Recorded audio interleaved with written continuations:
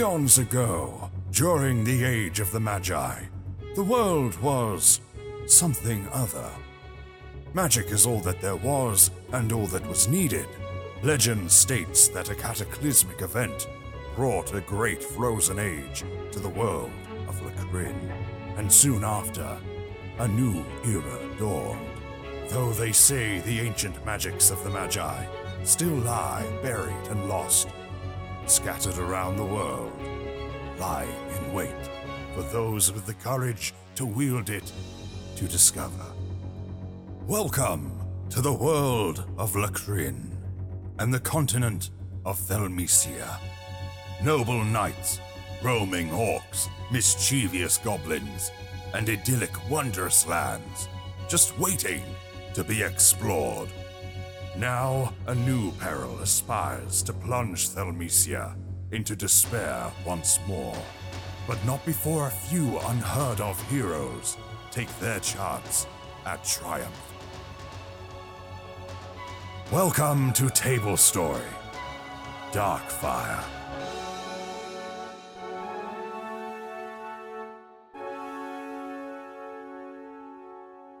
Hello, everyone.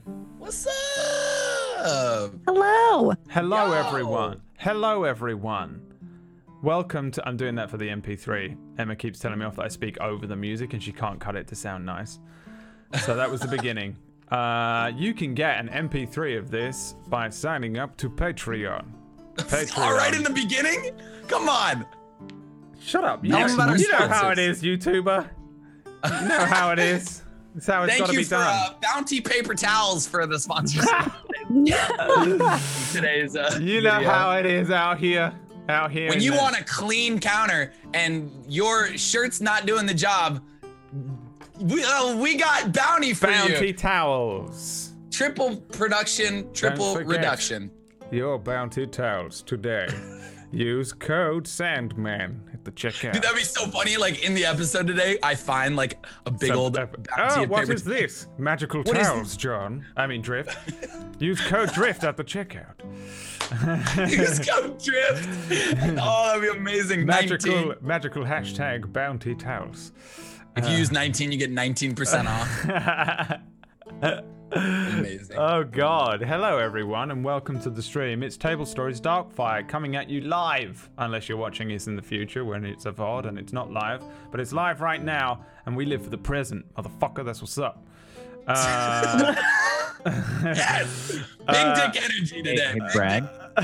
Brad, can I just make a suggestion for you? No, there, bud? you cannot. What do you want? I'm going to anyway. Yeah. So it appears that the clipping on my video feed is a little bit bleeding over into your box there. Oh, Brad. Oh, Fix it, Brad. this is your fault because I had to change all the cameras because you keep fucking Brad. disconnecting. Oh, Alright, yeah, there you go. blame my internet. Yeah, I had to Real remake professional. the whole OBS scene just like 2 seconds before we went live. All right, there you go. Literally had to alt drag. That was I the know. easiest thing you've ever I done. don't know what you're talking about. This is difficult stuff. Okay, ask PB. Ask PB how long it took to start the stream on Saturday for the guests. Yeah? It's true. It's true. It was 6 hours late. It took a while. I Yeah. used to do this, all It right? was 6 hours, You didn't 20 used minutes. to do nothing. Okay? I You did get- it you for get our the- last campaign. You get made the me hell- direct it. You get the One hell out of time. here. My name's Tiger Rider. Welcome to the stream, everyone. I have had 4 hours sleep. How many hours sleep have you had, Wax Steven? I've had a full 8 hours of sleep You last night, Brad. bastard. How And I was about still tired you, when I woke up. Pumpkinberry? What? How many hours of sleep have you had? About 5. 5 hours. Impressive. Yeah. How about you, John Sandman? I like 7.5. God damn. 7. And I have a baby. I That's can't even crazy. imagine. Tiger Writer, how many hours sleep did you get in your previous sleep session? 9 hours of sleep last night. 9 hours? Wow. What are you, man. 14? How the fuck do you sleep for 9 hours? Oh, he was off. He was off. It was his first Because off. I also take care of my health and my mental health, and 7 to 8 hours of sleep as an adult is the recommended amount of sleep. And I don't know how anybody. I asked my chat the other day. I Okay, said, how Mr. many fucking hours of mental sleep health do you privilege need? over there. I would, Wow. I would tell you right now that My name's 80% of Tiger my Rider. chat, I got mental 80% of health. my chat said they only get 5 hours of sleep, and I Yeah, called them it's all true. fucking idiots. It's true. A lot of God people are like that. damn. A lot of people only sleep for like 4 or 5 hours. Yeah, Bad idea. I get 4 My hours wife sleep. works off 6 How you hours. die young. Oh god. I'm Well, gonna cast calm emotions on everybody in the chat. my name's Tiger Rider. Cast it on Brad.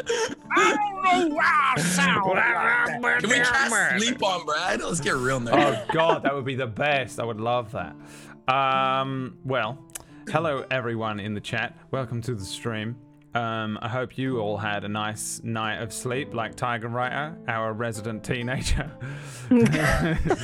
able to just sleep for however long he wants. A ridiculous amount of time. Can we stop talking about it, though? I'm actually shocked. It's actually making me really tired. Can we stop talking about it? You need Doing nap time on Twitch. You need- Never before. You need a hashtag Red Bull, sponsored by Red Bull. Thank you, Red Bull, for sponsoring the I stream. wish. Hashtag Bounty and Red Bull would be so sick. hashtag Tiger Writer at checkout. He doesn't need Red Bull. He gets 9 hours of sleep and wakes up like a fresh. Which is Red Bull. fresh- And Yeah. Hey, real quick, by the way, Cleric does have hold person at level 2, Brad. Fuck you. oh, It got does? him. Yeah, Cleric has a hold Oh person at level 2. God. Here Well, we go. Here we go. it was all right. It was all right for a while, but he's back, everybody. It's Poo Poo Cakes. He's back. Oh God, they do. They get whole person. Oh no, it's all over. I feel like I miss need that. to. I feel like I need to figure out some way to ban him from whole. I miss those. personing. I miss those fights, dude. Just it was like it wasn't even the fights. It was just a conversation where you guys Yeah. would be like, "Okay, what do we do next?" I got a whole person. Like, oh God. Good It old was days. like his catchphrase by the end. Oh, poo poo. Don't. It'll make me cry. I'm too tired and weak to remember. Poor Poo Poo Cakes. good old days. F's in the chat for Poo Poo Cakes. He's got to be dead by now. He was very Die. old. He's got to be dead by now. He was super old. He was an old man. That's true. You know, he wasn't getting 9 hours of sleep.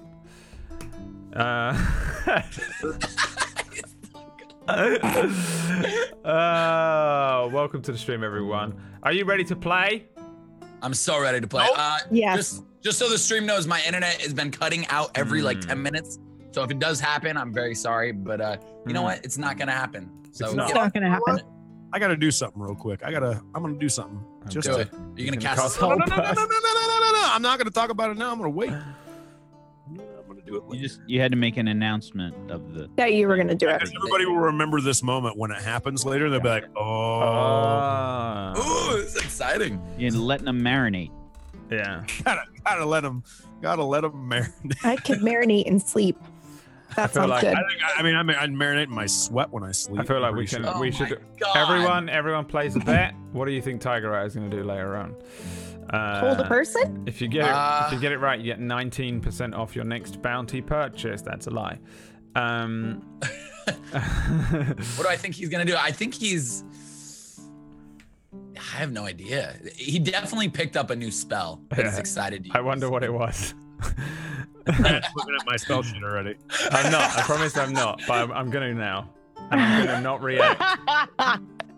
You are. All right. I've seen it. No, I know what it is. Oh, yeah, I'm not going to yeah. make a guess. I'm not gonna lie. Okay, so here's the thing: is I'm looking at.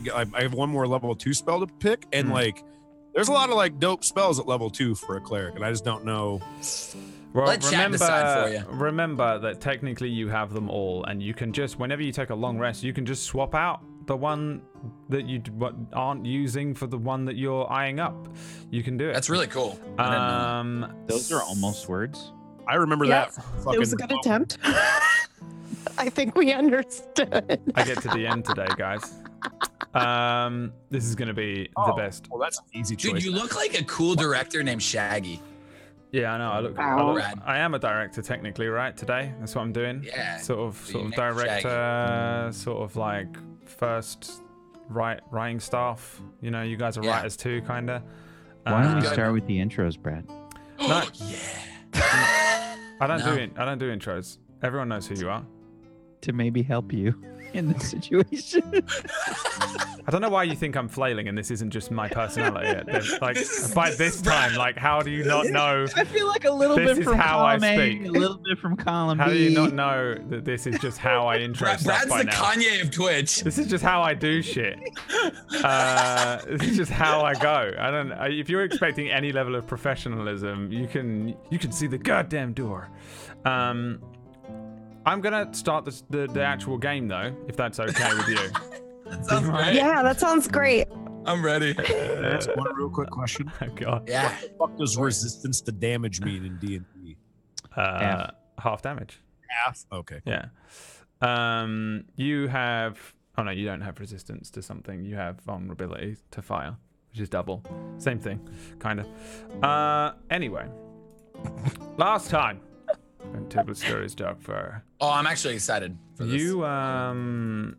You guys left the cave where you had dealt with a creature known as the Enfeared, which was a sort of a poltergeist type creature, and you were with some of the Rose Guardian army, the Captain Stonesworn, and a couple of his guys. You had saved the 2 kids that were in there. They weren't really kids. Well, they were teenagers. Is that a kid? Yeah, that's a kid. Then Iridir ran off into the forest in fear. He encountered a little sprite who helped him to get back to you guys. And the bunch of you then went back to town. You met a couple of the rangers. They packed up a couple of carts with some of the survivors and their belongings, and sent the carts to Green Hill, which is a town, a town over. There isn't many survivors. There's only literally like 6, and you guys decided to accompany the cart to like some of the way at least to Green Hill, and yeah, you guys set out. It was pretty simple. Didn't seem like that would take that long, but it did. You made it. Let's put you on the map. Because the map shows you what's going on. So essentially where we're at is you guys are traveling from this town, or what was left of the town of Drit, which was exploded in the second episode. Your plan was to head along the King's Road to Rosegard, which is the capital city, and then sort of begin your investigation on like what the fuck is going on. Obviously you guys had the encounter recently. You got your braces on, which have sort of manacled you to a quest of sorts to figure out what is trying to break through. You had a couple of clues. I'm happy to remind you of them when you need it later on, as to like what to do and where to begin. I think your plan was to kind of go and speak to a scholar or find a library or find out something. The elemental type thing, Hasmol said that one of these places of power is located near Rosegard or in Rosegard, so that would be a good place to start, is what he said, because it's whatever's breaking through is using that power somewhat. So that was your plan, was pretty much to just get on the road and get to the capital city as fast as you can. To Rosegard, man. To Rosegard, the capital. And you're accompanying the cart, so we're essentially in the beginnings of the travel here. Each of these hexes represents roughly about a day of travel if you're not going crazy and marching at full speed, or galloping on a horse or something. Generally speaking, about a day's travel. So you're looking at, in total, about 5 days in total. You've essentially traveled 1. You traveled for the latter half of a day until nightfall. It was about 3 p.m. when you left, and it was about 8 p.m. when you guys stopped and settled down at the camp with your traveling partners. You have you obviously have the survivors from Drit, and then you have 4 of these army folks. Oh God. Yes, whack Stephen. I always worry that like I've done something and it's not chat. I'm like, oh God, what is on the screen? You're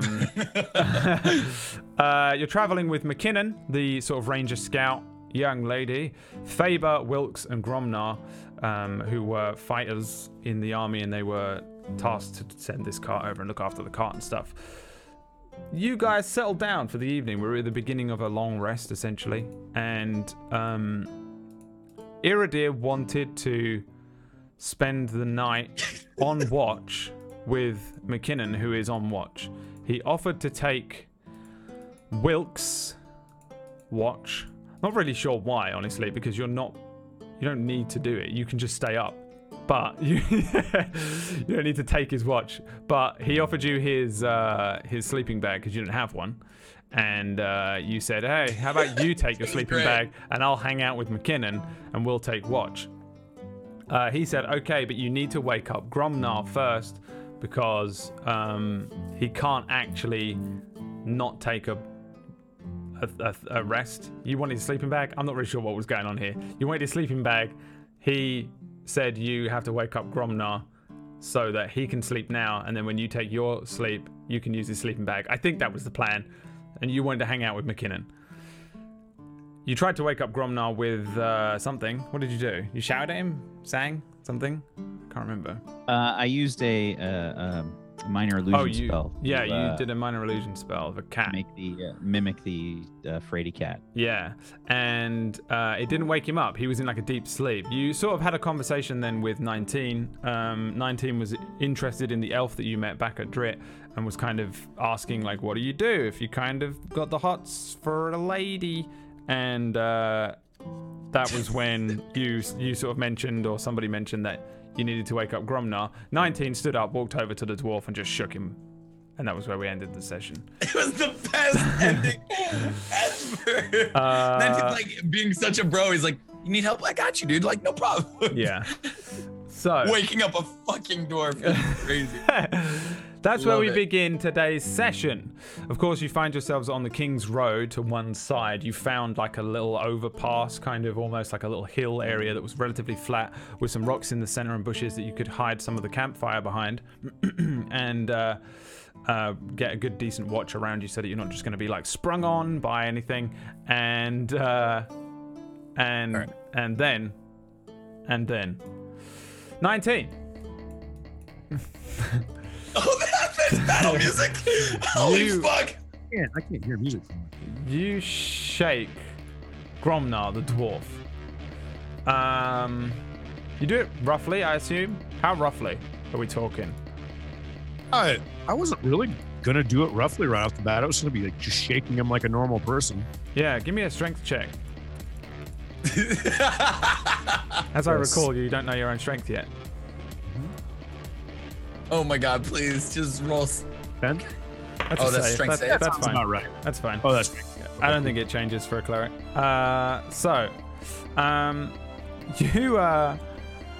You grab the dwarf.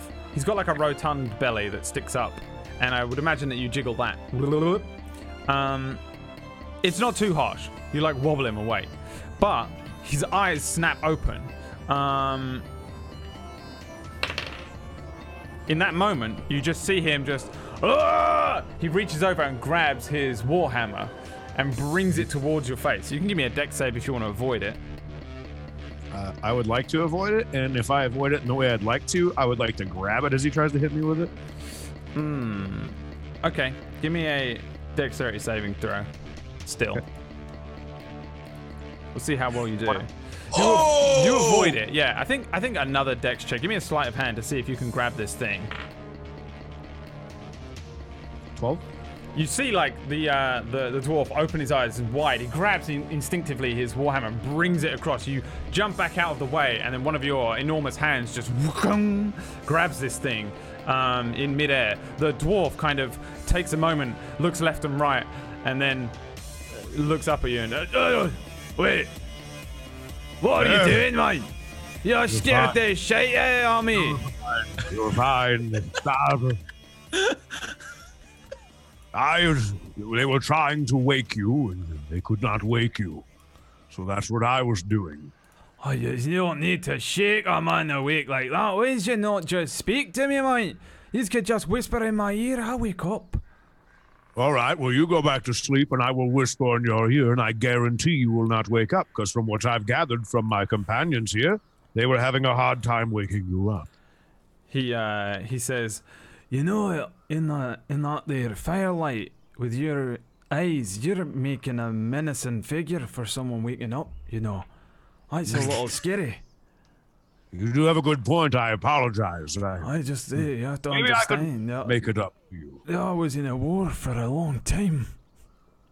You can't just shake a man awake like that, looking like that on the fire. You glints off your face. Your fiery eyes. Are you all right? Hey, I'm alright. Why do you need me awake anyways? You know, I will buy you a drink for this situation. I woke you because my friend Eero here needs your attention for a moment, and he's a little bit of a scaredy cat when it comes to bothering people, so I thought I would help. He looks over at you, Eero. While he was relatively wide-eyed and shaken, and then quite calm in his conversation with 19, you can see a scowl passes across his face as soon as he has to deal with you. And he immediately is friendly. What do you want then? He's waking a man up. I barely get a 4-hour sleep, I do. Oh, of course, I understand. Everyone has just a very difficult time with the entire situation, of course. Everything that happened in Drit is, well, frankly, it's terrible. But thankfully, thankful for all that you have done, part of the forces coming in from Rosegard, you have just done tremendously well, and we appreciate it. So I'm terribly sorry to ask you this, of course, especially in such a rough way, but I was just of the opinion that our fine wagoneer here, Wilkes, I believe. Wilkes is standing next to you, and he's like stifling a grin. He seemed a bit, he seemed a bit put out. He seemed a bit tired. And I thought I had a little bit of energy that I might, spend a little time helping out as much as I can. And I figured, well, if I'm not quite ready for bed, I might as well see if I could help with watch. The dwarf he said I needed to speak with you. Perplexed the entire conversation. He looks by the time you finish speaking, he turns back towards you, 19, and he says, I'm gonna need that there warhammer back. Oh. Hold on. You're not going to hit anybody with it, are you? I'm gonna hit him, and I'm gonna hit him. He points at Wilkes. And how hard, though? He says, sometimes I don't know my own strength. Let's hope I don't kill him. Me either. I don't know my own strength. You know, I wish I could drink right now. I wish I could sleep. Wilkesy, you put him up to this, haven't you? Wilkes immediately. No, mate. He said he wants to have the watch, and I said I'd give him my sleeping bag, so that means he needs to sleep next after I've slept. So basically, you need to take my watch. Hey, Wilkesy, we drew sticks, man. I get a first sleep. You can't just be sleeping second after I've drawn the long stick. Yeah, I know that, but he wants my sleeping bag. There's really nothing I can do about it. I'm not gonna lie, he's quite persuasive. He looks back to you, Eero, and he says, right, I tell you what, I'll let Wilkesy take first watch. If yous can lift that warhammer and throw it further than that wee lassie. Rin, are you asleep? Sorry, no. She's giving tea to everybody at the fire. Yeah, he just points at Rin.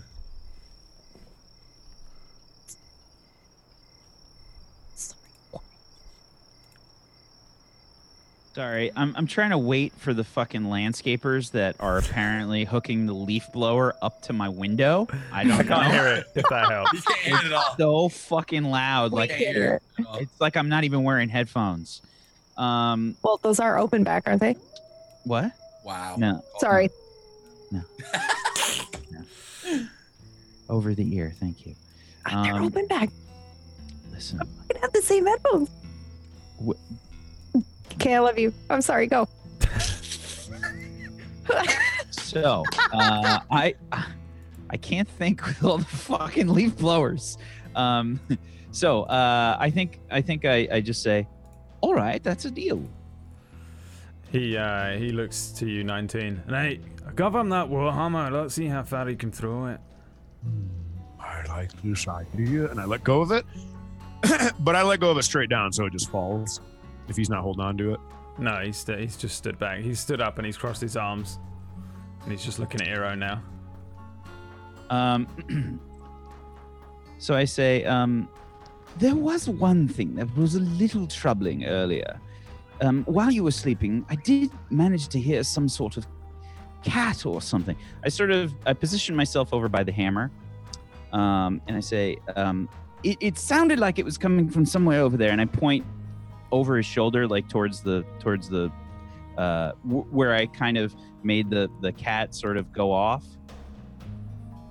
He says, right, well, if you're going on watch, you best watch out for it, eh? Yeah, basically, I'm trying to like draw his attention like over his shoulder. There's can no I roll way. something? There's no way he's gonna look away from you. Okay. He's staring at you. Wait, do you have a spell or something that would help you? Right? Maybe. Of course he does. Hero. Yes. Do you think you can throw it, Father? Of course.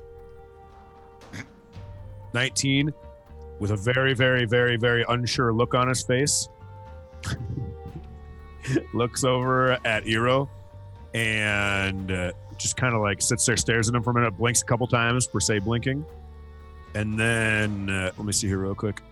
Kind of goes over, puts his hand on his shoulders. He's pulled the little gem, the little magical gem out of his pocket. He's got it in his palm. And he touches Hero's shoulder and he goes, I'll make sure you have a little help with this. And I cast guidance on him. Cantrip. All right. And it just like very softly, like you can just like, kind of feel it go into your shoulder because I don't want anybody else to see it. And I'm like, good luck. I got to remember if guidance does guidance actually help me in this one? Ability checks, right? I think It'll help. Gromnar kind of snickers quietly. He knows. He knows. All right. Well, so it's this warhammer that you want me to throw, yes? He's just staring at you still. Hey, take your time. Hey, listen, I'm just making sure. I'm just making sure. Yeah, and I start to heft the warhammer up, and I just kind of like lift it back. Where would you like me to toss it? Is there a better place? As far as you can. Try not to hit anybody. All right, perhaps somewhere over there, and I just kind of like point over his shoulder again. You can give me a persuasion check with disadvantage. Please nail this. I want to see what he's doing.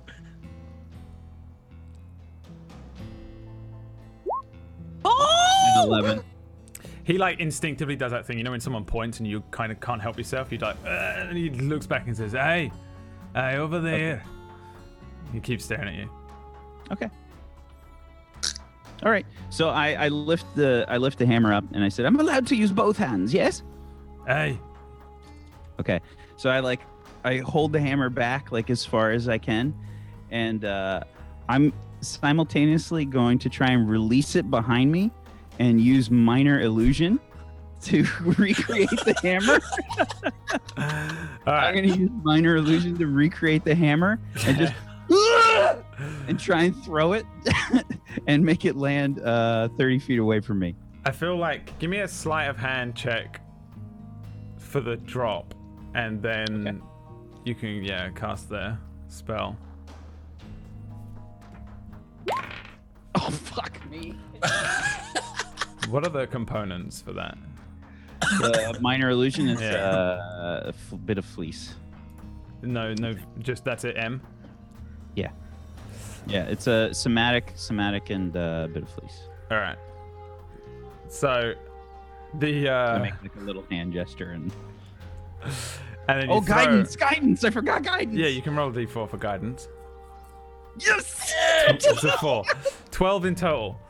for the sleight of hand. Whoosh, drop. Yeah, you let go of it, and then you throw a minor illusioned exact copy of the Warhammer just 30 feet, you said, yeah? Yeah. Sure.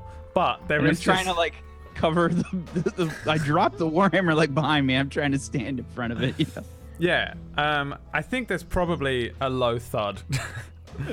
Like a boom as it hits the ground. Oh my god. Wow, look at it go. Yeah, the dwarf just, oh, hey, look at that. Look at that. And he just looks behind you and says, right, Oh no! you threw it. He's rolled the 19 like 3 times. He says, right, so you threw it like minus 4 inches. What do you mean? It's way over there. Look. Hey, good effort. And he says, what's that one's name then? The elf? Oh, Pink that's hair. Rin. Hey, Rin. God. Okay, she looks over. Hey, While he calls to Rin, I'm gonna use minor illusion on the Warhammer behind me, and I'm gonna make it look like the ground. All right, yeah.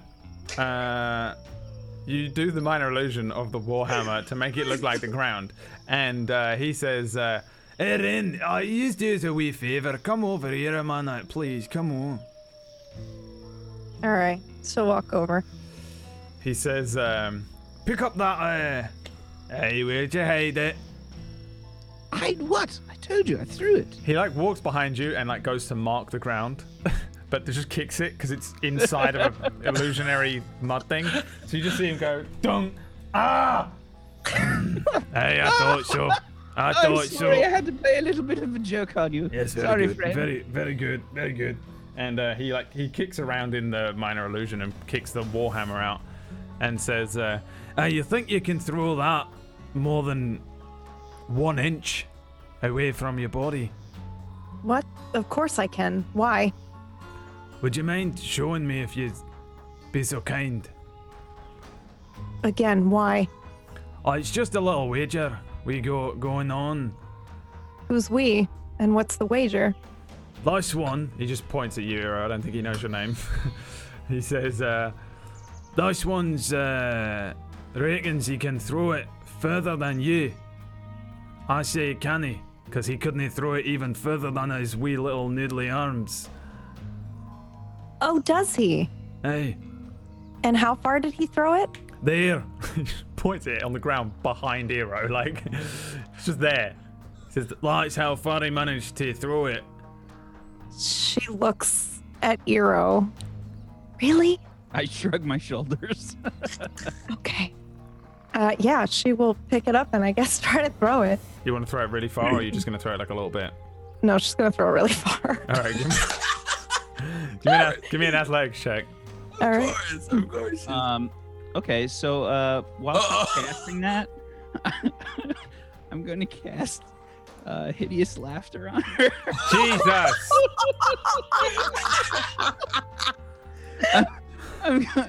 Yeah. So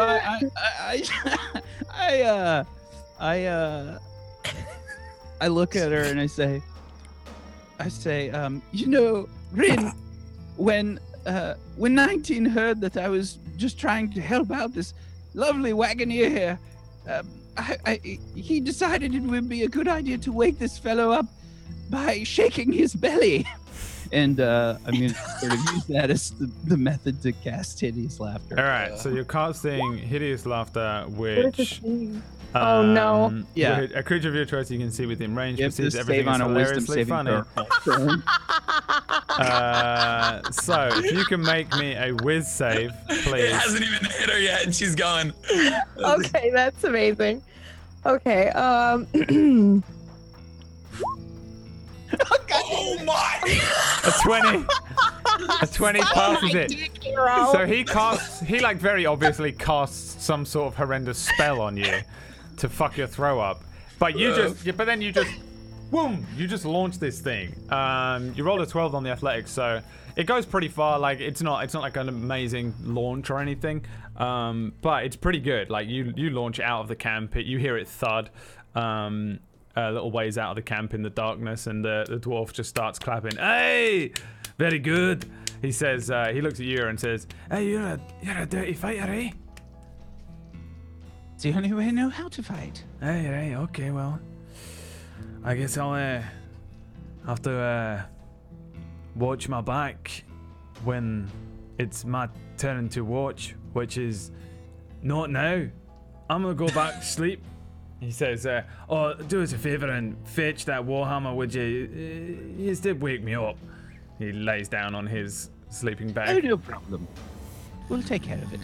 He's already asleep. What a fail. What a fail. The other guy, the other god, Wilkes, he is cracking up throughout this entire thing. It's like you cast hideous laughter on him. The whole thing is just the most hysterical thing for him. And he walks over and just says, oh, I'm sorry, mate, there's nothing I can do. Technically, he is my senior. Oh, of course, I understand completely. It's fine. I'm sure there will be no issues to arise. He pats You'll you on the have head. everything under control. Pats you on the head a couple times. Don't worry about it, mate. And then he walks off and begins his watch with McKinnon, who's already like out there somewhere. They kind of like they periodically head in and out from the camp, kind of thing. They kind of take a circle around every now and then. They stop in certain places. And Rin's gonna like look at you, Eero, look at him walking away to go with McKinnon, and be like, "Oh, for seriously," and then she'll walk What? away. What?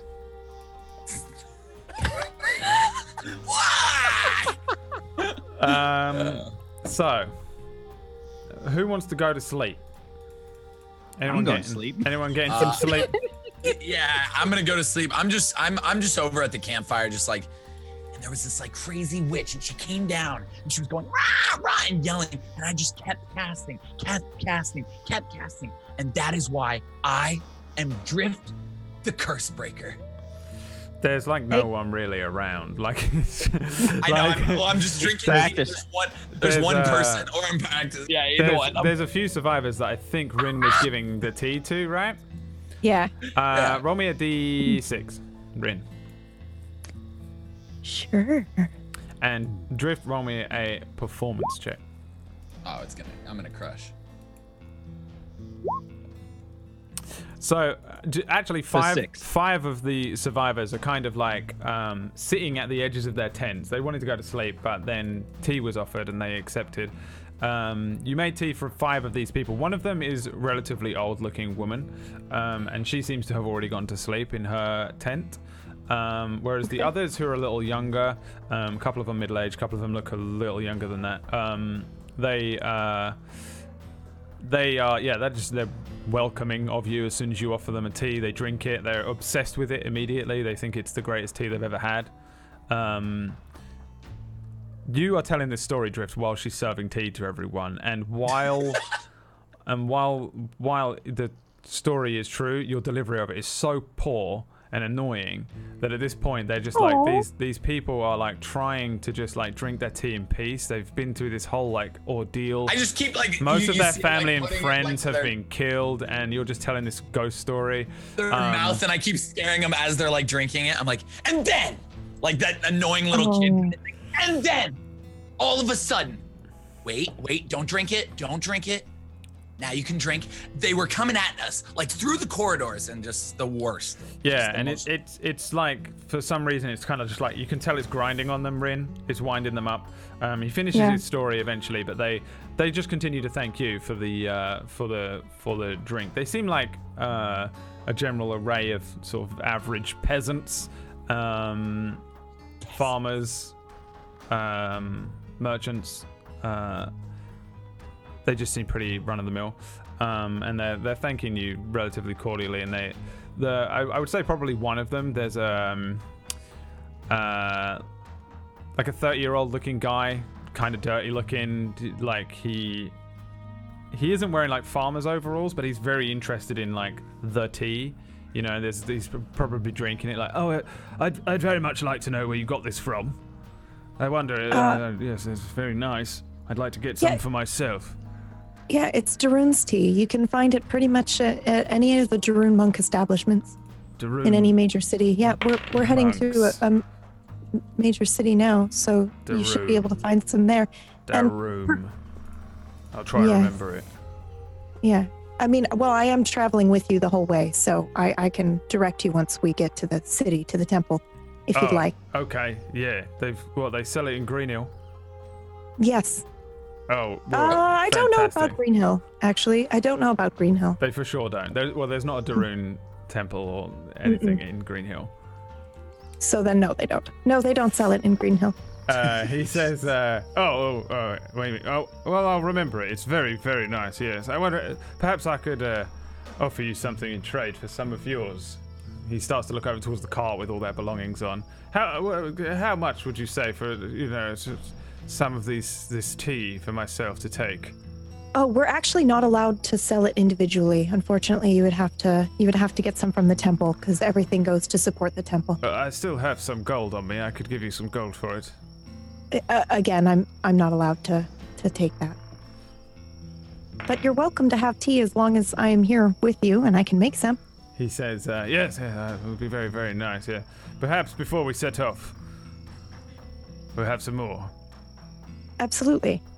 He finishes the tea, and again, for the most part, they seem very tired and just kind of shell-shocked. So they drink the tea. They're all really interested in it, but for the most part, they eventually go to sleep, or they just sort of hide in their tents, kind of thing. They seem pretty quiet. Okay. You can hear Gromnar snoring. Eh? Doesn't seem like it. Yeah. You can probably badger some of them if you wanted. I don't want to badger. They seem okay, I'll wait. They seem relatively quiet. Any conversation that was in them was absolutely driven away by Drift's terrible story.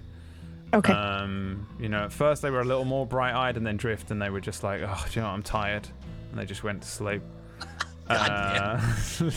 This is 6 on your performance check. It's bad. Can you say that again? Just like this is bad. This is a bad check. You're a warlock. Okay, you should do better on a performance check. Okay, you're supposed to have the silver tongue.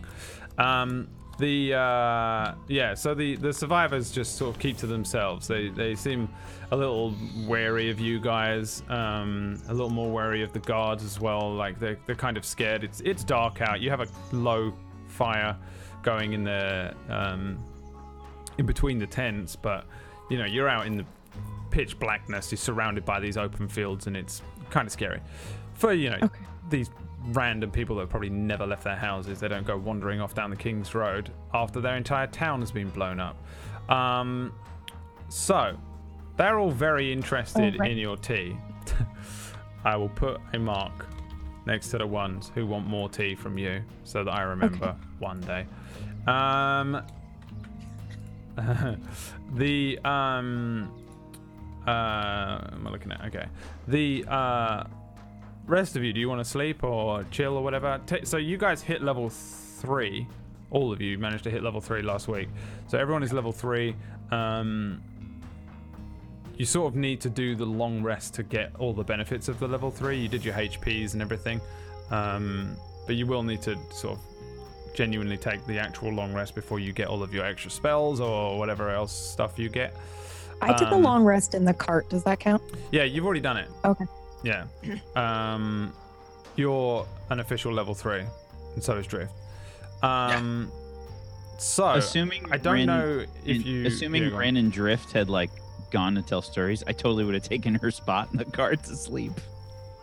And I would have taken whatever mess of bedroll that I have left to try and make myself comfortable. Sure. Is anyone doing a watch or anything with the guard? You can stay awake and join the guards on watch, or you can just leave it to them. As soon as my master plan was destroyed, I just instantly said, "Fuck it, I'm going to sleep." Yeah. So everyone's just kind of going to sleep. Yeah, I have. I think Ren gave me her robe, right? Yeah. I don't really have to sleep or do anything right now. I'm full because I did everything on the cart too. So I think just because of that, and because I am, you haven't had a rest. Only Rin got a rest because she was on the cart, so she didn't actually do anything. You've been walking all day. Oh, I was full up though, so I think that I don't think I need to do anything. All right. I don't think so. I think I just want to help keep watch and shit. Yeah. All right. Give me a perception check, and the rest of you can generally relax and sleep. I mean, the thing with 19 is that he can do this anyway. He can be a sentry bot and just gain the effects of a long rest by being on watch. As long as he's not doing like cartwheels and crazy shit around camp,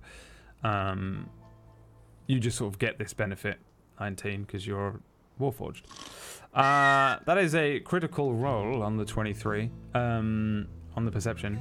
You, along with the guards. So the guards every now and then will head back into the camp, and they'll see you awake, and they tend to give you a nod, or they'll maybe like mutter something to you, like "Hello, how you doing?" kind of thing.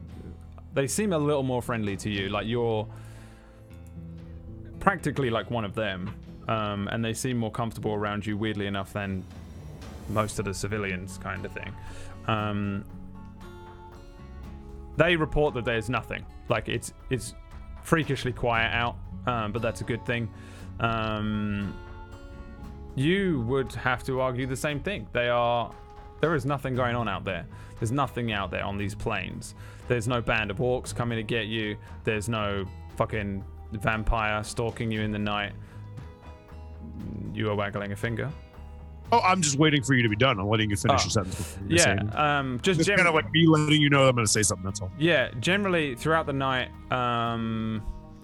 it seems relatively safe. Anything that might be coming close or whatever doesn't seem like it wants to bother you. There's no bandits on the road, and you have a really good idea of what is around because of the position that you all chose to camp in.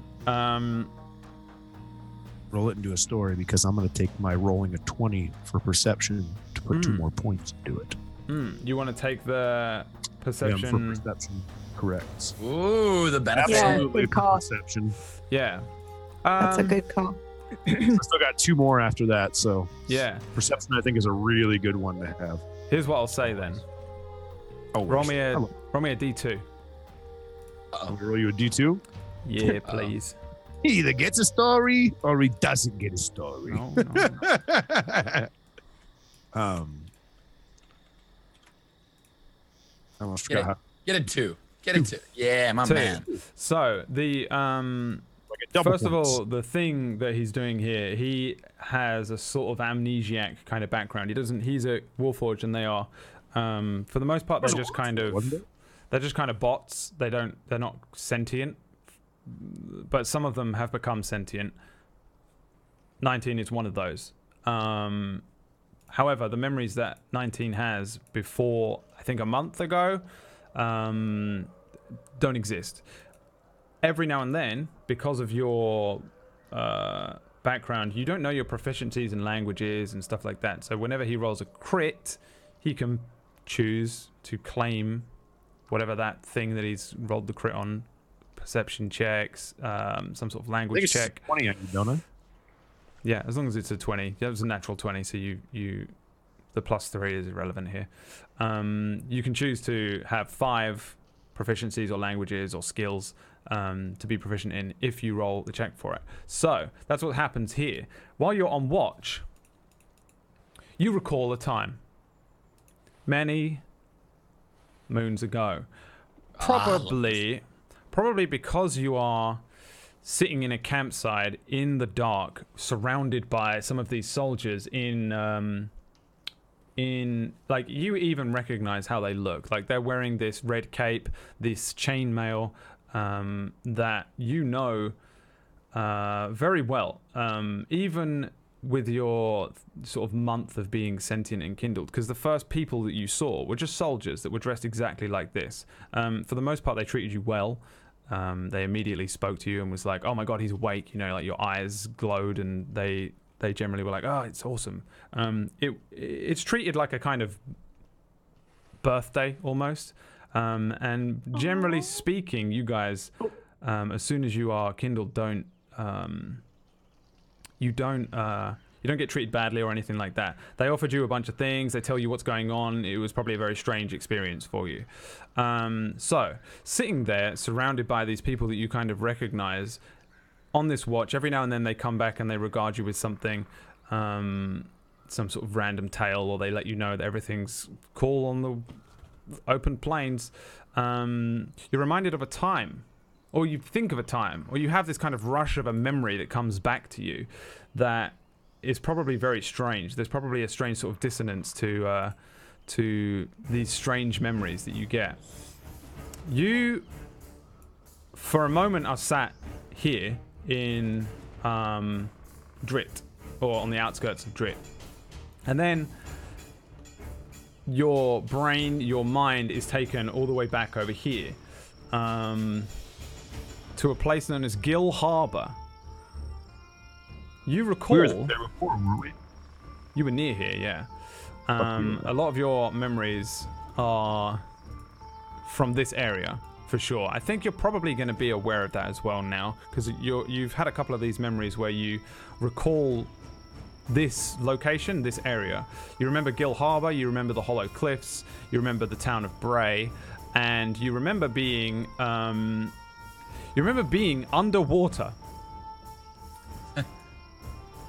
You remember being underwater with 15 other Warforged.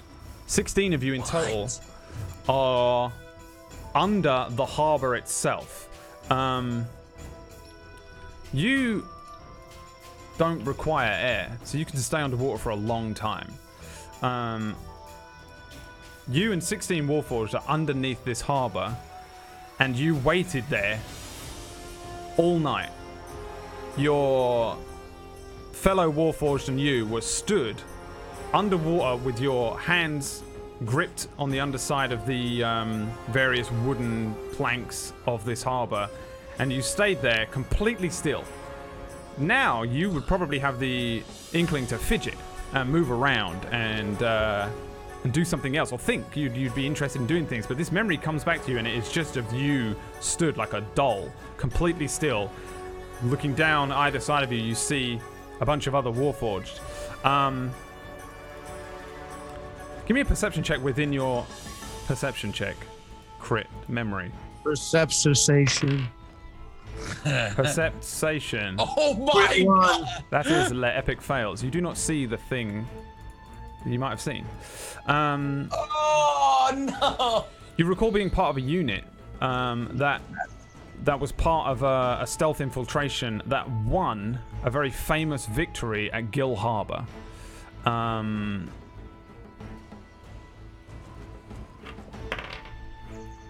Roll me a d20.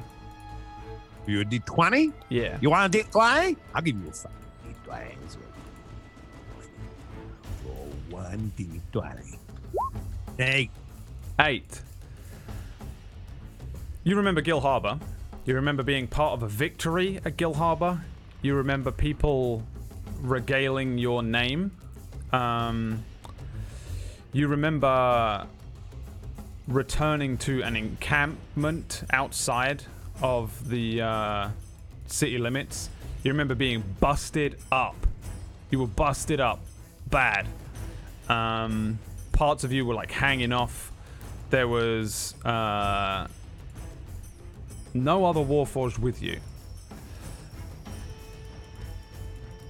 I feel like you probably don't remember anything else.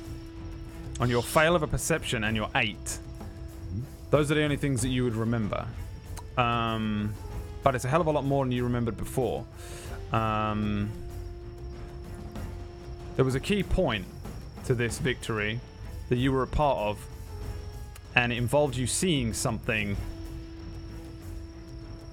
that nobody else saw. And this is one of the more famous battles as well. This is one of the more famous battles that happened in the 100-Year War. The stealth infiltration and victory at Gill Harbor. I feel like this probably rushes back to you in like the weirdest fragments of memories. Almost like I still got more I can remember at some point in time. Is that what you're saying? Yeah, pretty much. You have a long time, you have many years. I mean, you know how old you are, probably, if you've asked. You're technically 73 years old, but you're also technically a month old. So there's 73 years worth of memory. During that time, does he know that? Does he know the 73 years? I don't see why he wouldn't. If he doesn't know it, then it would be crazy. The first thing that they probably would tell you is just what you are and what's going on. I think you generally understand, like, that Warforged were these robots that fight for the soldiers, and then they become kindled, and then they're like, oh, you've been around for 73 years. This was the war that happened, a 100-year war between these people, blah, blah, blah. I don't think they probably gave you any specific information. I'm just going to write here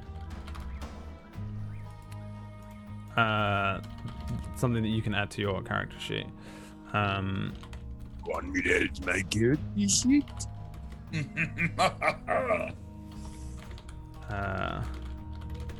Yeah, I don't know. Yeah, you don't. You remember these things, but you don't remember any specifics. So this strange kind of memory comes back to you. I'll just throw it in your bio on the left. You can put it where you want. It's just a little note. You just suddenly you have this strange memory. You were at this place known as Gill Harbor, and you kind of know it inside out. Like you kind of remember how this place looks. There was a big manor house. There was all these boats. The harbor was locked off. There were a lot of soldiers that were like kind of more barbaric looking. They looked a little more like your cliched barbarians, but with armor. I guess like Norsemen. They looked like Vikings. And there were a lot of people in the armor of the Rose Guard army and the slightly different Lenadel army. All around. They were wearing like whites. Where did you put that, by the way? In your character sheet, under the bio on the left. I was just writing it. I was just writing it in there. On the left, it showed up. On the left, it just says Gill Harbor. It's only 2 lines. It's not a huge thing. You can add to it whatever you want. I really don't see it out. On the underneath character appearance. Yeah. Oh, you wrote it. Okay, I see where you wrote it. Yeah. But you don't like you probably have that feeling. You know when like a word is on the tip of your tongue, or a name of someone that was something. You remember a lot of things being very poignant and specific from that time, and from that pinnacle point in what was your probably one of your most important roles in the 100-year war was this stealth infiltration and combat that happened.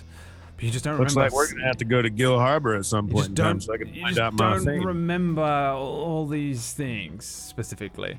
So that is what you do remember, and these strange memories come back to you, and they're going to be a very strange dissonance for you for a while there. Again, you just remember being sort of an automaton. You just you carried out that order without any question. It was just you were a doll before. You didn't feel pain. You weren't cold. You weren't wet. You weren't bothered. You just did the thing that you were instructed to do to the best of your ability. During that time, you saw something. During that time, there was an important name. But you don't remember what. Probably you spend several hours thinking about this stuff, and it's coming back to you, and it's a strange fragmented memory. You guys went to sleep at 8. And you need 8 hours of sleep. Plus the Warhammer tossing. At some point, the watch changes as well. You'll be aware of that. 19. Wilkes and McKinnon wake up Gromnar and Faber. Takes a little while to wake up Gromnar. But they begin their watch. Wilkes and McKinnon get into their own sleeping bags and go to sleep. And the same thing, really. Like it seems like a relatively quiet night. It doesn't seem to be much going on. Anything like you hear maybe some howls, you hear some like scratching, some crazy things going on in the distance, but it's nothing that seems like it would affect the rest. It is still dark out when 19 you see that Gromnar and Faber wake up McKinnon and Wilkes after about 4 hours of sleep for themselves, and then they begin to pack up the cart. Probably one of them, I would say maybe probably Wilkes. He's the one of the nicer ones. He comes over and says to you, "You might want to wake up your mates. We're heading out."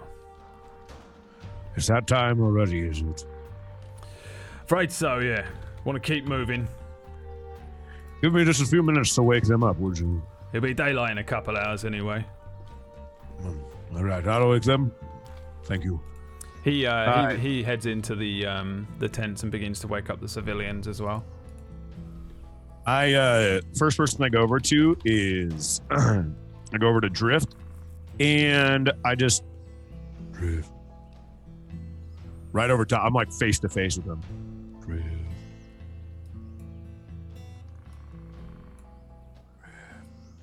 Just whispering to his face. Drift. And I just realize he's not waking up, so I go over to Hero. Yeah. Hero. Oh, you're muted. You're muted. That's what it is. My bad. My eyes opened right there. Your eyes open? Oh. Yeah, sorry. Like just like that last whisper, I just like stared at you and just. We're both like I'm like this far from your face. So how much is it daylight yet? No, you've had full 8 hours sleep. In game terms, it's about 4 a.m. Yeah. But you've had a I'm full probably trying my best to be as comfortable as possible in my tattered bedroll and this edge of the. I doubt it was a comfortable night's sleep for anyone. But you I'm definitely not like eager to wake up. So you probably just hear me do it.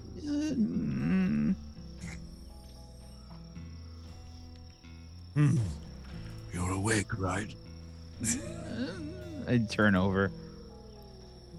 All right, hold on one second. Rin. Yes. She's already awake. She only needs 4 hours of meditation, so she's fine. She's awake. Well. Do you need some assistance waking them up? You see out of the really square part of his mouth, you see a little part of it go up. Well, Drift is woken up already, and you're awake, and I'm awake, but Hero is like a small child. He's rolled back over after I woke him up. Maybe we could have an idea. Totally sleeping naked, by the way. Oh, I have an idea as well. Rin is just gonna brew some tea. I was thinking more we could throw something on him like water. But This'll be better, I promise. all right, well, if he doesn't wake up from that, I get my way. Okay. Okay. I'm just picking up the robe. I'm just like. Do you want me to roll like a perception check or a constitution saving throw or something? I mean, you can roll either if you want. I'm rolling a constitution saving throw to see. I feel like I heard them, but I'm doing the thing where I'm like, no way, we're not moving yet. Yeah, sure. Give me a con save. It's a 9. Yeah, no, I feel like you're doing that like grumbling kind of like, no, just 5 more minutes, Mom, kind of thing. And he's not really fully awake, for sure. He's like half-lidded looking at you and then rolling over. Okay, you can have your way then. Oh, has she started to brew the? Yeah, I'm probably still doing that. I probably notice like I'm like thinking about it, but the bed is just so comfortable. It's so cold out. Well, I will keep making some tea. She'll start humming while she's making this tea. I'm over your shoulder. Oh, can I have my ropes back as well? Yeah. Thank you. You have Thank tea? you so much. Yeah, I do. Would you like some? Oh my gosh. Hero! Tea! Is he still out? The wisdom save. Roll a wisdom saving throw. It's a pass. You can stay asleep if you want to stay asleep. You would want Oh, to. man. Even the power of this. The reason that I rolled a wisdom drink of saving all throw time. because like I feel like my natural impulse would be to get up and get the tea, but I'm firmly entrenched in this bed. I take it as basically a charm spell, and you trying to avoid the effects of being charmed by the tea. Yeah. And you are more comfortable than you are. You just you wake up a bit and you just really want the tea, but you're just so tired. You just want to sleep. Rin, Yes. I think it's my turn. It didn't work. Yeah. Oh, yeah. Have at it. Have at it. How close are we to the river? Oh my god! Oh, wait. The road pretty much follows the river close enough. Are we like laying? Are we kind of like laying by the river, kind of? No, it's a little ways away, but it's not so far that it's like any water sources around me. I mean, like the river is like a few minutes away. Like I could literally like walk over to it. Yeah, like you a can matter see of it. Yeah, yeah. All right, hold on. In his sleep, I'm gonna cast Hold Person on him. Oh my god. My god! Yep. This is all Brad's fault. It's a wisdom saving throw. Yeah. This is all Brad's fault. Give me An the. 11. I think that's a Failed fail. it. I have a 13. All right. So. But I want to hold person so he seems like he's still just comfy in bed. Will you allow that, Brad? No. Yeah. Whole person is. He's I mean, paralyzed. He can't move. he's right? paralyzed for sure. Like I mean, I don't know if he would be. He's having like that. What's that thing called when you're asleep and you can't move? Sleep paralysis. Sleep paralysis is what's happening to him right now. You just and you can't move. You're paralyzed now for 1 minute. And you can walk off. You've got a minute. See, Rin, when I was staying at the farm with John, he had a son. His son liked to play around a lot. I've learned a lot of, well, what did he call them? I learned a lot of practical jokes. Watch this. Pranks. Jokes. Take a thing of water, and while he's paralyzed, just hit him in the face with it. Okay. Easy. You do that. I can't move after it happens, so now I just You're want to waterboarding me. I can't even react. This is horrific. when you wake, I got it. Don't worry. When you wake up, see, you don't know if I put that spell on you or not. You don't know how you're paralyzed, but you just know you're paralyzed. Yeah, you can break the spell as well yourself. Is the water spell? That's not concentration, right? It's just a regular. Whole person is a concentration spell. Concentration is, but the other one isn't. Oh, there's no other spell. I No, was he's got dumped actual water water. on in He his grabbed body. the bucket. Yeah. to wake you up, basically, yeah. I mean, But you that can't happens. I would imagine you wake up, but you can't move now. What? Hero, are you all right? Hero? What's wrong with him? Wait, what's I don't happening? know. Eero, are you okay? Hero? He looks constipated. I'm gonna go over to Hero and just like shit. Hero, stop! What are you doing? Are you Rin's okay? gonna poke his face. You Oh can my poke god. his Oh, face. Eero, why aren't you moving? What's wrong with you? 19's in the back. Hero, give me an Arcana check to see if you know what's going on. Are you in your bedroll, Eero? Are you like snuggled up? It's all. You Like have tattered? sleep paralysis. Wait, if you get paralysis, if I paralyze hold person when he had morning wood, would he continue to? Huh. Interesting. Well, at least for the minute. Yeah, right. I was just thinking about it, right?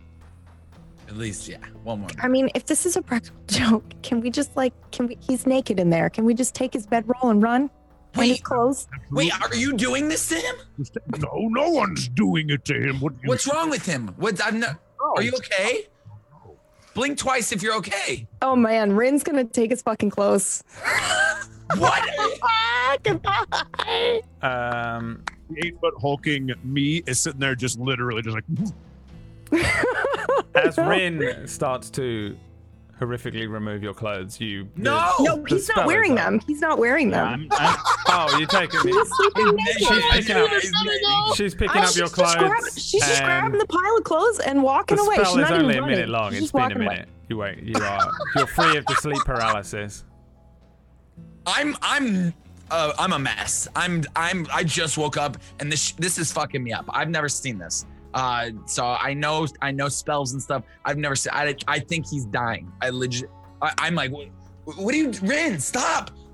19, help him! I call over the guy. McKinnon, please tell me it's McKinnon. No. I call over everyone. Whoever's there. I'm like, we need help, guys. We need help. Hurry. Immediately, two of them come running over their swords. Hero, you're free. You can move. By the way, the spell wore off. Yeah, those spells up. And they come running over. What's going on? What's happened? I don't. Look at him. What's wrong with him? So you took the bedroll as well? Like you just left me there, or did you take my clothes? I took the bedroll and the clothes. Okay. He's butt naked. So you're naked. Yeah. Yeah. Okay. Which They've got bother him swords at drawn all, and they're but- like pointing them at Eero. What's he doing? Something came over me. I wasn't able to move. Apologies. I'm just standing there, nonplussed. Why are you naked? Someone apparently absconded with my clothes. I believe it was one of my friends. Oh, how dare you? Who would take your clothes? No one would take your clothes. I can't even wear them. I'm pretty sure I saw Rin take them. Faber puts his sword away and just doesn't look it's- happy about it. Wilkes is smiling. It sort of makes sense to me. It starts, so I giggle a little bit. I'm starting to understand what just happened. They So walk away. I just say, where did Rin go with my clothes? I just cross my arms. I feel like we just get this camera shot like from behind me, like like a worm's eye, my legs, like just shooting up. So she will like walk far away. Where did you throw the hammer? Or where did I throw the hammer? Like, She'll walk in that direction. Yeah, like off. to I'm the- sure because you didn't pick it up for the guy, right? Oh, No. Okay. Yeah. So I went right to sleep. she's gonna go and drop one bit of clothing kind of along the way, all the way back to the hammer, where she will leave the last bit of clothing on top of that hammer, and then The she'll ha- just the walk hammer back is- to the car. The hammer is gone. The dude Oh. would have He got definitely it? taken it Oh, for okay, his okay. own watch. Yeah. Okay, well then she'll just like litter it basically along the way to make you walk for it, but in like view of where everyone would be, so that you would have to parade. And I just point at it for Eero. I just point out there to like show Yeah. him where I saw her go. And then she goes back to the cart to get ready. Okay. So I look down at myself and I just say, well, that's a bit interesting. It appears that I'm going to have to get Rin back later. Hey, hero, I will help you. Will you now? Yes. Wait, I'll help you too.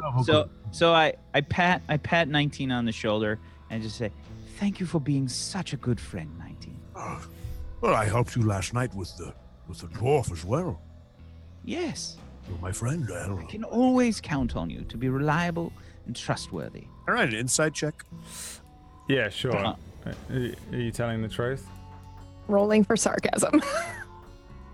12. How are you telling the truth? You feel that way about him? You can trust him? Of course. Then yeah, he seems like he's telling the truth to you. A lot of sarcasm there, all right. That's Eero. He seems like he's telling the truth. You can't read his fleshy face that well yet, but it seems like he's being relatively truthful. Yeah. Well, it seems as though they wanted me to wake all of you up so that we could be on our way. The carts are being like taken down to the road now. Oh my you guys God. are like, Yeah, we gotta go. Sorry about that. And I let whatever generals came over, McKinnon or Did whoever. anyone see which way Rin went with my clothing? That way. there's a trail of Yeah, clothing. I start to like walk off, completely oblivious to the situation. I don't really give a shit. Yeah, sure. Give me a perception check. Sure. Fail it, dude. Just 12. McKinnon is not looking at you. Okay. Is it one of those like anime not looking? Like, oh God, I can't look at you, but I'm secretly looking at you and I'm also blushing? Is it like one of those? Well, the DC to tell whether she was actually blushing was higher than a 12, so he doesn't know. The carts are like heading away. Are you like getting dressed? Or are you just grabbing your clothes and... I'm going to grab my clothes and just getting just You're welcome. Sure. And what are the rest of you doing? Just joining the... I'm going to the carts. Yeah, I'm running over to the carts. I'm helping put out the fire that was around us and cleaning up the area that we were in. Okay. Yeah, sure. So the fire, like they did that. Everyone did loads of stuff while you were playing pranks. The whole thing was set up like Actual work. the army dudes just do this shit like second nature. They're not even bothered by it at all. They just start doing it. I'm assuming those kinds of pranks are played between the army between the army guys like all the time, like hiding each other's clothes and shit. There's not much I'm sure. Yeah, they were like relatively nonplussed by it. Wilkes thought it was funny. Faber just looked annoyed, but he always looks annoyed. Faber and Gromnar, the dwarf, always look kind of annoyed. Wilkes kind of seems to be on your side for the most part. Like when you guys are laughing and stuff, he's laughing at it too. And McKinnon is always kind of shyly outside of the group looking in. She's never quite always in the inner circle. She's often out. I mean, she runs off as well. She's a trained scout, so she does a lot of like running off and then runs back, reports to them and runs off. And it seems that she's just kind of used to doing that. She doesn't seem like she hangs out with Wilkes, Gromnar and Faber too much, and she definitely doesn't seem like she knows them as well, whereas those three seem to be relatively buddy-buddy, just for the record. She seems a little disconnected from you all. But, you know, she's just doing her job. So, you guys head out on the road for the travel along the King's Road. So this part of the journey, you'll head into this hex, but you're following the road along the river again. At some point, the road does split. It doesn't really show it on this map, but there's an even lesser dirt road. Like, you're on a pretty shit dirt road, but it's pretty obvious that you're on a road. It looks like they've purposefully created a very basic but obvious road.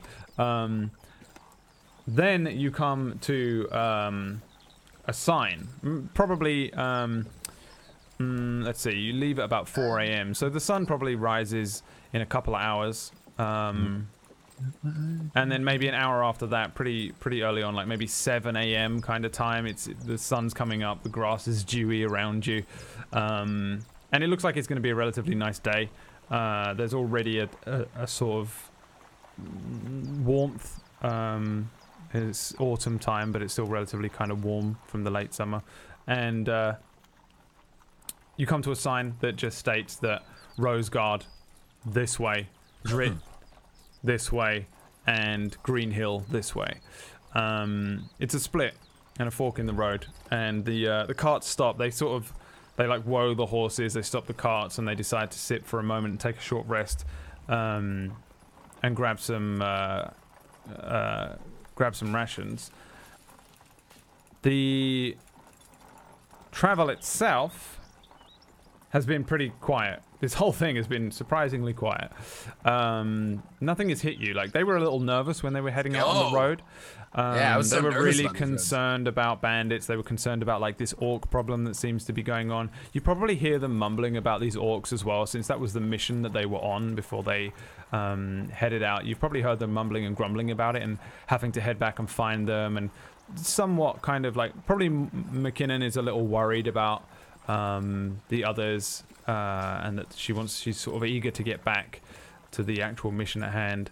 They mumble and grumble about Drit and what the hell that was all about. They have their own theories, but for the most part, it's a relatively quiet walk for a few hours before you come to this fork in the road. Probably Wilkes, because he actually likes you guys, will come over and say, "Right, so are you lot actually coming to Green Hill, or are we parting ways here?" Well, I think our plan was to head to Roseguard. Yes, I think that would be best. All right, you don't want to come to Green Hill then? What's at Green Hill? Well, it's mostly farms. There's a few people there. They've got a theatre, which is quite nice. They've got a big, like, round town centre thing. Yeah, it used to be a fortress. You know who has war. a bigger theater? Oh. The Capitol. Yeah, the Capitol. They do. They have got quite a few of them. A little more cultured. We've been traveling for a little while now. It couldn't hurt to stop for a little while, see the sights. I don't disagree with that. I don't recall if I've ever been to Green Hill before. And you know, it's a halfway point, and whereas I think we should be going to the city, well, how much longer is it? Perhaps only for a little while, and then we can set on our way to Roseguard. It doesn't seem that far off course. Yeah, it might actually... possibly... I'd really rather not, for what it's worth. What about you, Drift? I'm here for the ride. I'll go to Green Hill, or we don't have to. Doesn't matter. There's no one who needs our help there, right? Time of day is it, Brad? Like 7 a.m. Very beginning of the day. How far is it to Rosegard from here? Like 2 days or? Yeah, you've still got like 3 days probably on the road. I mean, Wilkes will probably say it's probably a few hours to Green Hill. We still got a little ways to go, but you're looking at a few days on your own on the road. It might be nice to get an actual bed. I think they've got an inn. Could we get a horse there by chance? Probably, if you've got the money. How much are horses in Green Hill-ish? Do I look like I own horses? You might. You have 2 horses, 4 horses right here. They're not mine. They belong to the army. I don't know how much it is to rent a horse. I don't even understand the logistics of renting a horse. I've never earned that much money. Get my own horse. I wouldn't mind my own horse.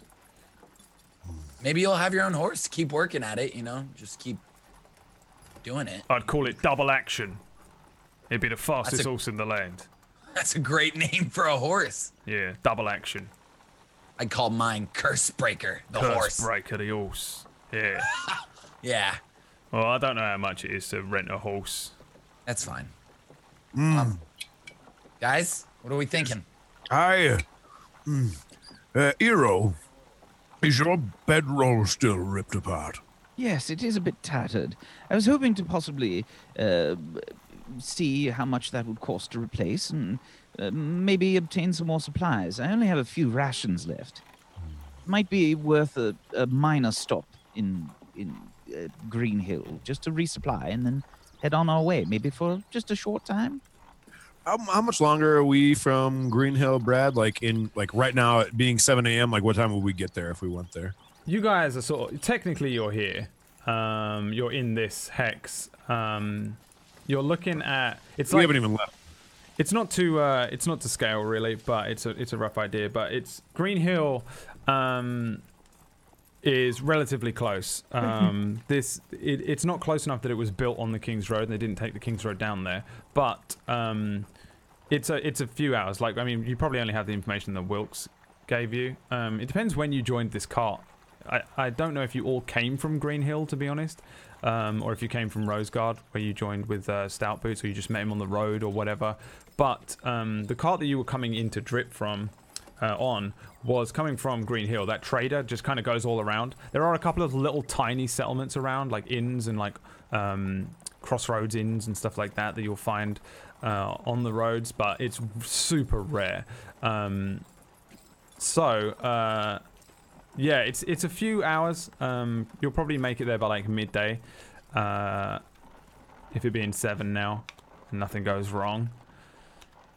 It's almost close enough that you'd probably see it in the distance, but it's a really small little town. It's not even a town, it's a village. It's a big old fucking huge set of farms is what it is. And then a small like kind of town in the middle that has this like old rounded fort that they built in the war to help defend the town, but now they just use as sort of like a town center kind of thing.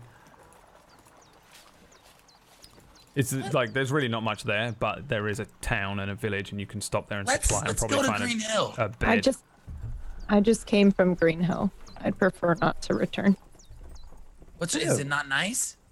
No, it's fine. It's nice. It's just it's small. There's not much there, and I'd prefer to. There are much better facilities and places in the capital. Let me ask you again, we have a few days worth of travel. I am a bit low on supplies. That's the only reason that I suggest this. Well, we might be able to get supplies from these fellows. They're going to get to Green Hill shortly, and we might be able to get the bedroll from them and supplies. You don't want my bedroll, mate.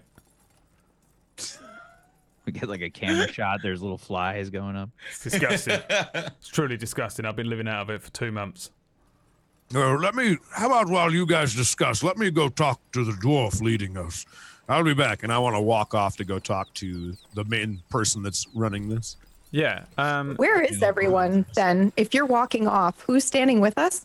I mean, I figured you four were just kind of doing your own thing. There is obviously that extra space on the cart that you might have been able to tag in and out, or maybe Rin, you just took it. I don't know. The survivors are still on the cart. They a couple of them jump off and sort of stretch their legs. A couple of them sort of maneuver over to the river and take a leak. The two cart riders and McKinnon, Wilkes, Gromnar, and Faber are kind of all just huddled at the front, and then Wilkes probably came over and spoke to you, and he probably heads back with you, 19, to where the actual army dudes are. And they're probably just stretching. I think everyone's just taking a 10-minute leg stretch, kind of just take a leak. People are just kind of milling around. There's nothing crazy on the horizon, so no one's too frightened. They're just hanging out, I think. Rin's going to grab Eero's hand and lean into him. Please, I cannot go back there. What's wrong? I don't want to talk about it now, but I can't go back there. And then she's going to let go of your hand, and then she's going to back up. Oh, all right. I look kind of confused, a bit sort of bewildered by the whole thing, and can I roll an insight check? What do you want to? I'm trying to figure out what's going on gauge here? I'm trying to gauge if she's really scared or I'm gonna ruin this moment in a second just by shouting Green Hill at the top of my lungs, just super stoked because there's a little theater and stuff. I'm Green Hill, Green Hill. It's a 9. Insight. Rin, give me a. She's not hiding anything right now. She's. Yeah, I figured you I think you would get feelings of remorse, and she's a little distraught. She's not scared. There you go. She's upset. I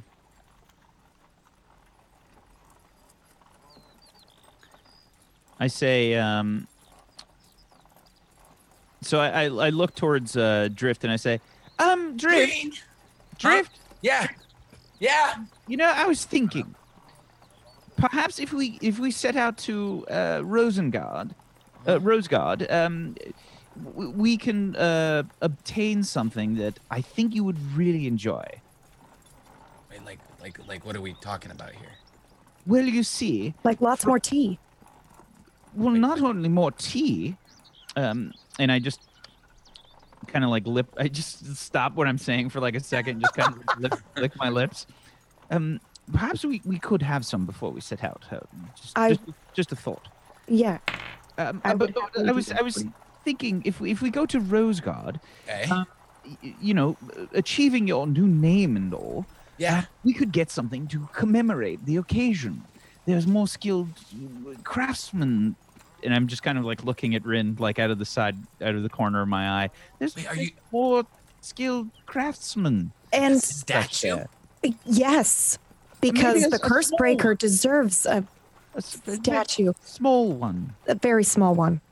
That we can carry with us everywhere to show everyone the glory of the curse breaker. Yeah. They do that at Rosegard? They wouldn't do it in Green Hill. That's all I know. No. They don't do it in Green Hill. Why? No. Why not? They can make some money. Well, I think that they have other priorities, such as eating. That makes sense. That makes a lot of sense. Okay. Yeah. So Rosegard, and I just go off, and I'm just 19. You are heading over towards the group of army types. McKinnon looks a little worried. She's sort of pacing up and down, whereas the others seem a little more relaxed. And you head over towards the dwarf, yeah? Mm-hmm. I'm looking for the leader of the cart, basically, which is the dwarf, isn't it? The dwarf is the the most senior member of the platoon. And he looks up at you and just, hey. So, I'm going to speak for my group. I think that we are going to end up parting ways, most likely. I did not tell them that, but I doubt we're going to be going with you to Green Hill.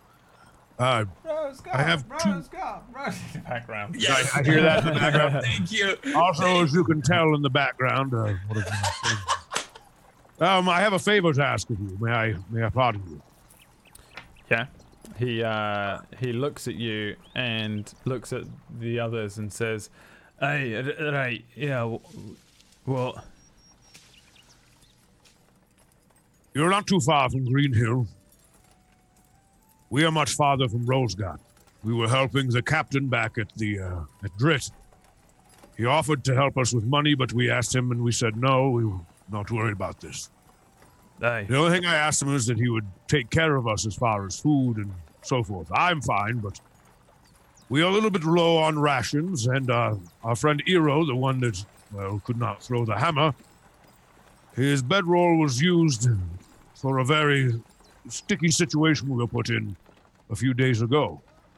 Is there any way I'd be able to speak with you about, if I need to pay a little bit, I could do it, but could we perhaps bother you for a bedroll and just a little bit of food for our trip, since you're a little closer and we have a couple days travel ahead?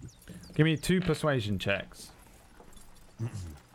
This is not advantage. They're 2 separate checks. Come on. Oh my. Oh my. 1 let epic fail is a natural 1, and a 5 on the second one. The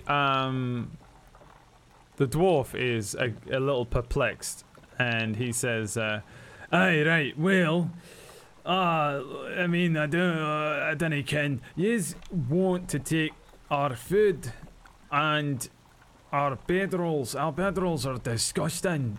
You don't understand that. It's truly rancid. And the food we've got, well, that belongs to them. They're civilians now, and they've barely got it. I mean, they're Was not... there any cat meat in that food, by chance? Right? There was some cat meat in that food, correct? Yeah, well, that's what we ate last night. That's right, yeah. Yes, That we was good. were the ones that killed that cat that you ate. That's a good kill. A good kill. It was a great kill. Well, we can probably make do with the bedrolls if you're worried about them smelling, but could we just borrow maybe like a half a day's food? We can hunt for our own for the rest, but just something to get us on the road. Would I be able to pardon you for that, since we are helping you get to, well, this far to Greenwood? Faber, have we got any food? No? No, none, nothing. No? We've ate it all. That's what we ate. We knew we was going to Green Hill, so we ate it all, right? Hey, that's right, we did. We ate it all. Can I do an insight check, please? Yeah. 15. They ate it all. They ate it all. There's no food left. Very well. Well, I mean, didn't I expect you to be making that there trip without food? Or why don't you just go to Green Hill and pick up some food, a sleeping bag? You don't want this shite. I mean, we still got to travel back. I'll barely get paid a pittance, so I don't want to be giving you that. They're disgusting. No, listen, you should just come with us. I think the best way to say this is that put you up. We'll get you some food. Rose guard. I know that you have probably not been kindled for a while, but it's like just we'll be there by lunchtime. You can buy some lunch, get yourselves a nice little rest, and then get back on the road before 1. You'll be sorted. You get anything you need from town. Well, let me talk to my companions, and I will have your answer within the next 5 minutes. It's gonna be like 4 or 5 hours. I will have your on answer in the trip. next 5 minutes. And he turns around and he walks back to the group. From behind you just hear, they're so strange. Why are they so strange? Why don't they just go to town? Don't know. They are a little bit weird, aren't they? Yeah, they are a bit weird. They start speaking. They're just, you've been acting weird the whole time, really, and they just. One of them is the curse breaker, though. Yeah, one of them is the curse breaker. Eero, Rin, Drift. Yeah, I'm kind of like looking at Rin like a little suspiciously, and it snaps me out of it, and I turn my head. I was talking to the dwarf to find out if we'd be able to die or borrow anything or have anything. Apparently, they have eaten all the food and all of their knapsacks stink. So apparently we won't be getting any food from them nor a knapsack. He recommended that we come with them because we'd be able to buy some things in Greenhill. To be honest with you, it really just seemed like they wanted our protection for free. So I am at the point where I have decided amongst myself I think we should just move on regardless and make our way to the city. Yeah, they don't have statues in Greenhill, so we're not going. Exactly. He looks at them super weird. Statues. I think I'll be all right if we move out. After all, And I walk up to 19 and pat him on the shoulder. we have one that's an expert in such matters. Yes, you're quite skilled in means of survival out in the outdoors. It seems like. Yes. Well, At least much more than I am. I think we'll be able to figure it out, but I think if we are going to go, that we don't waste any more daylight, because we could probably make it about halfway. Of course, I would say. understandable. If you will just give me a moment, and I'll be ready to go. Rin, how are you? That sounds great. Good. Thank you. Drift? Yeah. What was that? I'm sorry. What was that? Rin was speaking. I interrupted her. What did you say, Rin? No, I just said that sounds great. Thank you. Right, we're moving out from behind you. All right, and as are we. We are going to make our way to the city. Which Yeah, city? He's going all the way to Rosegard, is it? We're going to Rosegard. It was nice meeting you. We're taking the Right. hobbits to Rosegard too. Don't worry. Okay, well, you just take care on the road, yeah? Yeah, I'll be walking on over towards McKinnon while they're sort of talking. McKinnon's like pacing up and down. Yeah. Hero, come back here for just 1 second, would you? Just one second. I'm totally disregarding him and walking Oh, towards no way. McKinnon. Yeah, I mean, she's I don't like know what moving you've around. got. She sees you approaching. Oh, hello. Hello. I just wanted to say it was a pleasure getting a chance to meet you. And, hopefully my spectacle this morning didn't cast me in too bad of a light. My friends enjoy playing good practical joke now and again. She is kind of standoffish for once. She's normally quite receptive, but she says, "Oh, yes, that's fine. Of course. I mean, they play silly games like that as well. Are you leaving and going off now?" Yes, we're going to be heading to Rosegard, and I just wanted to say it was very nice to meet you, and I hope maybe sometime in the future we can talk or meet up again. Yes. Well, of course. Yes. Sorry, I'm a little distracted. I thought you would be joining us at Green Hill. Yeah, I kind of like step in like a little closer to her and I say, You see, I find that this whole debacle and everything that's happened is so, it's very difficult to deal with. and I take like another step closer. And I say, you have to be very open with the people that you have the chance to meet. Take another step closer. And I've found that when you have a certain feeling in your gut for someone, a certain interest, it's important that you chase after it. And I sort of I walk up to her and I look her right in the eyes when I say this. And I say, Don't get yourself killed. Give me just a flat charisma check. Oh, this is the moment. I wanted to interrupt it so bad, but I would never. 15. She kind of like, she looks like whatever she was like thinking about is gone. And like as you take each step closer, her eyes open a little wider, a little color to her cheeks, and she, as you finish, and as you say, don't get yourself killed, she takes in a breath in. Right, yes, well, of course. You're sure you're not coming to Green Hill? We could, I'm technically not off duty, but if we're inside of the borders under the protection of the guards, it's just... No, of course, yes, how very absurd.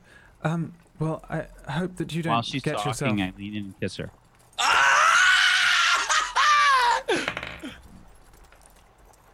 She accepts the kiss for like half a second, and then pushes you away and looks over to the others and says, I'm on duty. How dare you? You shouldn't. I am a soldier in the Rose Guardian army. All right, let's have a look here. 1, 2, 3. Oh, they're all laughing. They're all laughing. All the dudes. The 3 army dudes are like, McKinney, go on, go! They're just like, they're doing that like horror, like builder thing. They're just like shouting out, go on, get it, do I hear it there? And then she's just like, she shakes her head and just, yes, well, of course. I look at her and I just say, apologies. I'm sorry if I startled you. As I said, please try not to get yourself killed. And I just walk away. Oh!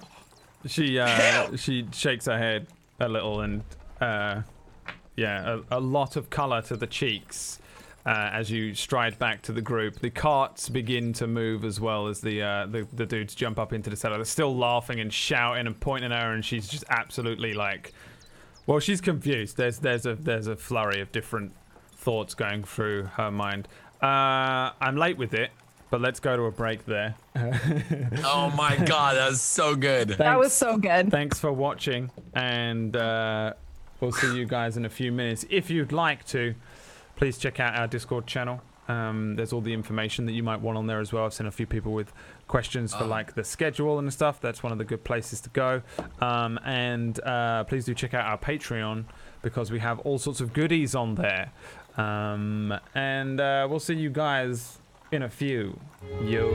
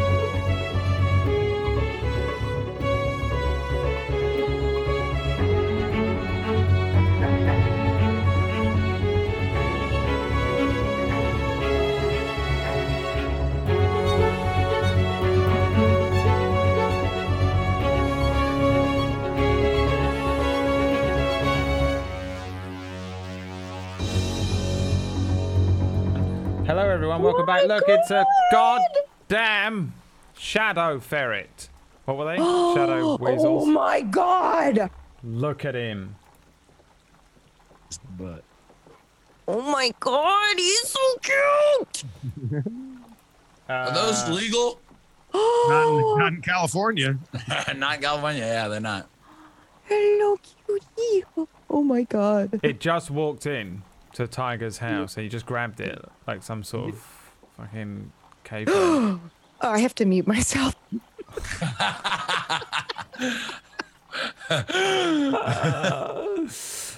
Welcome back to the game, everybody. 19 has cast Find Familiar. And what you found, 19, was a small weasel-like creature. Me and Emma watched a video about ferrets the other day about how their spines are something, which means that they can basically disconnect them and they're like liquid. Their spines are all weird and disjointed, so they can do all sorts of weird bendy things that you can pick them and just swing them and they look like a slinky, right? Yeah, it's ridiculous. Like he's just. It's so weird. Look at him. He's happy about it because he's not in the cage. Yeah. Although he's gonna hide tomorrow because you're not supposed to be here, and they're coming in the apartment to check things. Uh-oh. So, you guys head out for the second half of the travel here today. And the civilians, the army bros, and McKinnon head to Green Hill. So they kind of head like southeast, and your path heads sort of northeast-ish as you continue along the main King's Road towards Roseguard. Now, the army dudes were kind of doing checks for you. I didn't make you do any checks because they were kind of doing it, and they're good at it. And you have McKinnon running out ahead of you. But for the rest of the day, you're going to have to do your own travel checks. So since you're on a road, you don't really need to navigate or anything. It's not too difficult. It's more just scouting and you can forage if you want to look for food, or like while you're walking along the road, you could attempt to even like kind of hunt, since you guys were looking for food as well. If that's a thing you want to do. What the hell just happened to my hex? My hex is on my map. On my Chrome one, this is gonna be a way longer trip, guys. on my Chrome one, it's normal. Just turned into a couple weeks. On my be. Mozilla one, it's wrong. I don't know. 6, 7, Weird. 9 days. You got 9 days. It's working for me again in Chrome. Yeah, it works on Chrome. I don't know. I'll give it a second because it could be Roll20 just being weird. I just want money now. It's irrelevant. So, It's never irrelevant. what are you guys doing while you're on the road here? Are you being like perceptive? Are you looking for things, or are you just moving along? Are you actually actively looking for food? Because you can forage for food and look for stuff to eat. I would say that I'm for sure doing that, because even though I don't have to eat, I'm looking for food for them. Okay. Yeah, I'll I guess I'll say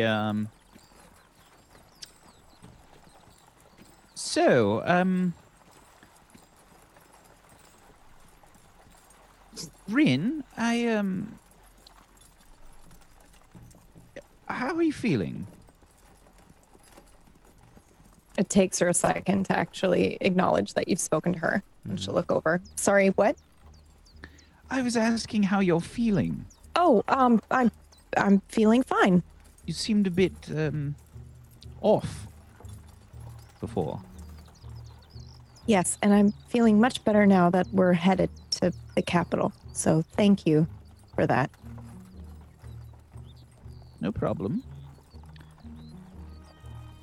I'll buy you a drink when we get there, and I'll tell you all about it. How about that? Excellent. Yes, and I think if we head into Roseguard, why don't we let me worry about some sort of lodging? Okay, fair enough. Is he just setting her up? Otherwise, I think I'm just trying to keep an eye out. I'm just walking. I don't think I'm trying to do anything special. Okay. Yeah, I'm just skipping rocks. I will just keep an eye out so that we don't get ambushed. Pretty much, that's about all that I would be trying to do. Actually, I don't think she would. Nope, she's not. She's thinking about something else. All right. So you're just wandering along. It's fine. Same for Drift, yeah. Walking the path. Walking the path, throwing rocks down it. Walking Iridir, man's road. No one. Okay. Iridir doing anything in particular in terms of travel tasks? I'm just keeping an eye out. I think that's All really right. it. You give me a perception check. 19. Give me a survival check. Mm-hmm.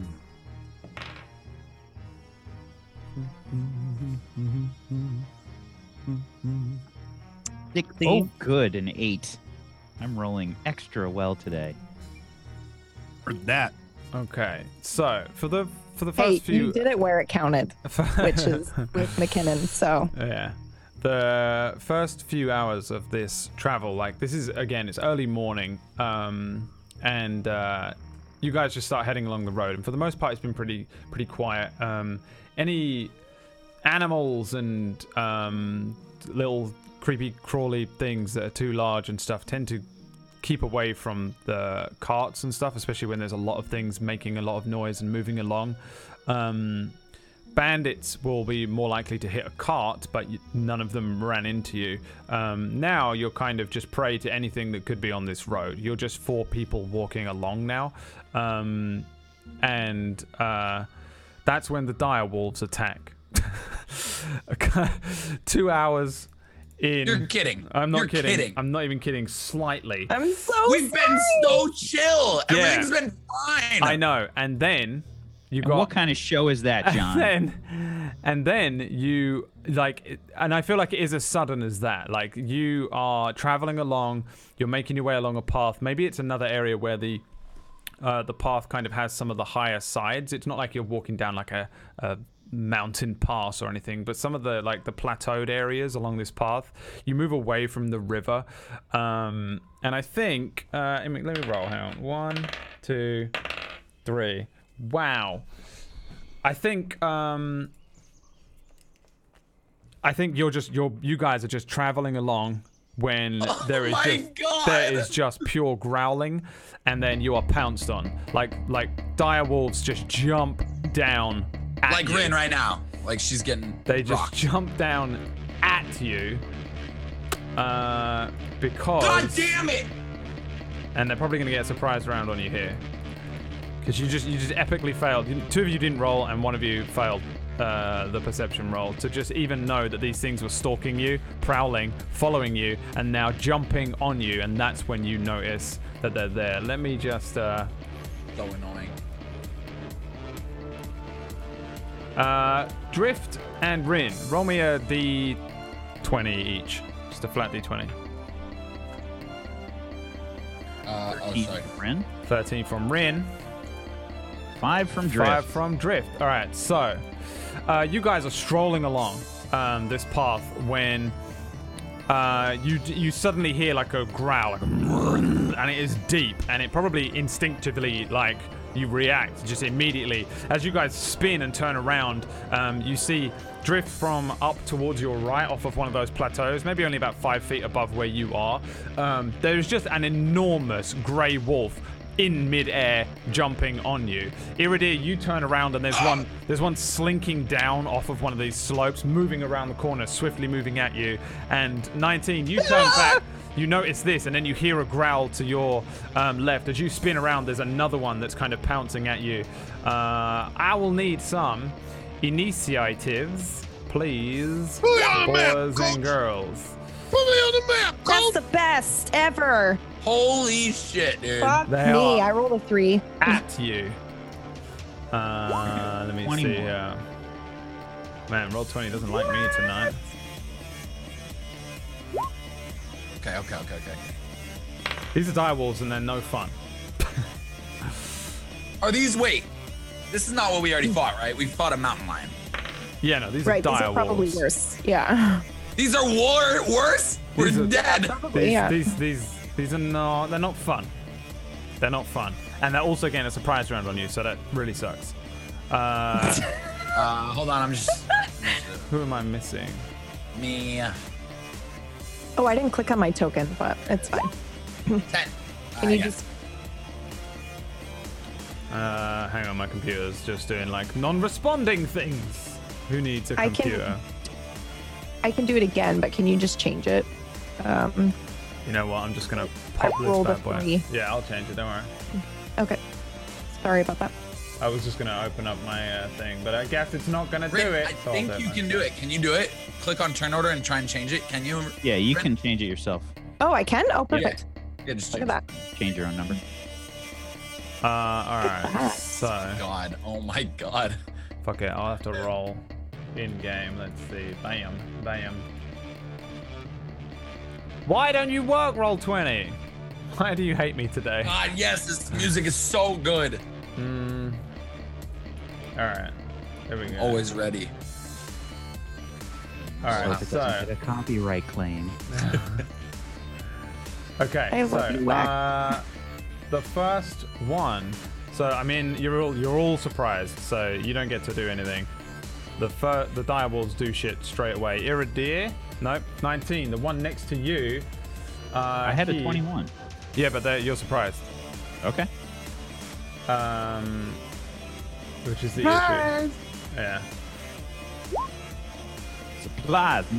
Can you still get a reaction when you are? Some fries, motherfucker. I don't think you do. Okay. 24 to hit. 19.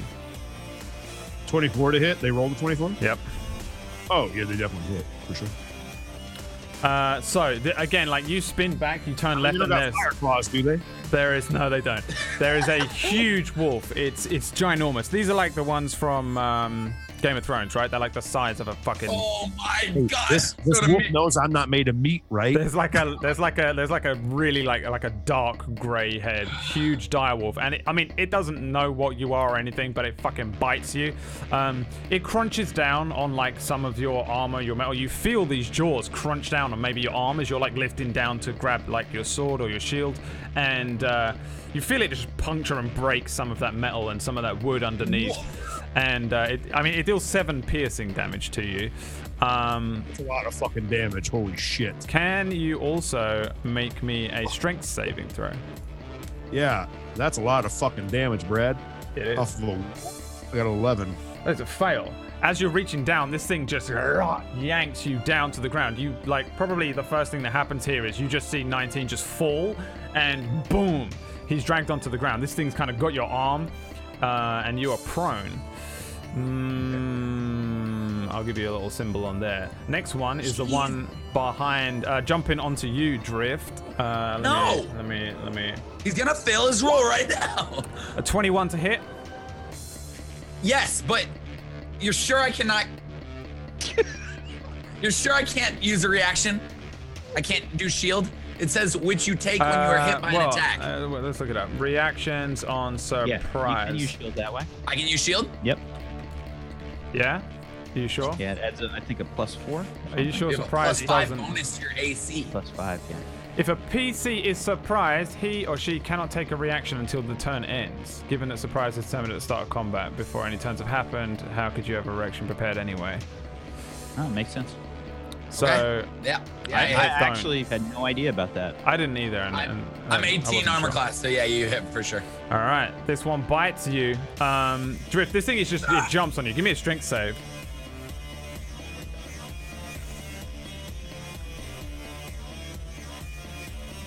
Ooh, 21, nice. This thing jumps on Drift, but like Drift just like probably immediately like it's on you. It bites you. But in just like a wild like fury or fear-based move, you push this thing away, and it doesn't find any purchase. It does tear like through your shoulder. Its enormous jaws around your small frame pulls a load of your flesh. You feel it tear through your shoulder and along your chest. It deals 11 piercing damage as you kind of feel it. You push it off of you, and it spins to one side, and then turns to you again. But 11? 11. You don't fall prone. Iridir, One is now on you, going for your leg. I fucking does a critical 25 hit your AC? Let me check. Yeah, it does. What is 13 plus 9? It's 22. That's 22 piercing damage and a strength I'm save down. if you're not down.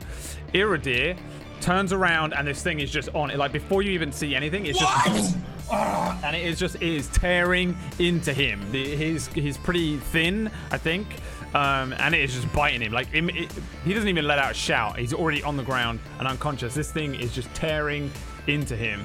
19, you are on the ground. No, actually, no. That is the end of the surprise round. Which brings us to Iridir. Can you give me a death saving throw, please? Are you kidding me? 15. Good. 15 is a make. One make. Brings us to the first direwolf's attack with advantage on 19. Does a 19 hit? 19. Makes it breaks it, I assume. So Yeah. we got a 19 right now, This too. thing is like dragging you now. Like this thing is just dragging you backwards, doing that like dog with a chew toy thing, and it's like busting up your arm as you're being dragged one way. You see like fibers and bits of 19's arm snap off and bend and break as this thing is like pulling at him. It's going to deal another 10 piercing damage to you as it's dragging you along. Let's see here. Dire wolf that is attacking Drift. No. Yeah. I can shield now, motherfucker. Now you can shield. Now you can shield, yeah. You doing shield? You reacting? Yes, without a doubt. You Yeah, can use so it after the fact. Oh, I yeah. can? So I can know the number before I It use is- shield? It is Think so. 15 to your AC. Oh, then I'm not going to use it. No? Because It still misses? Yeah, because I have 18. Yeah, All it's a right, cool. reaction. So you can Okay, great. You Oh, probably good to bring know. an arm up to your shoulder and then avoid as this thing comes in again. This enormous jaws just close right next to your face as you dodge out of the way and probably scramble for a sword. My shadow sword for sure. And yeah, this thing is... all right, the one which is on Iridir is going to bite Iridir on the ground. It's just tearing into him. One automatic fail, Iridir, from taking damage. Bringing us to 19 on the ground. Being dragged about. The first thing he does is he casts Shield of Faith on himself. That's going to be the first thing for my bonus action. And then for my action, 1 second here real quick. Here's a...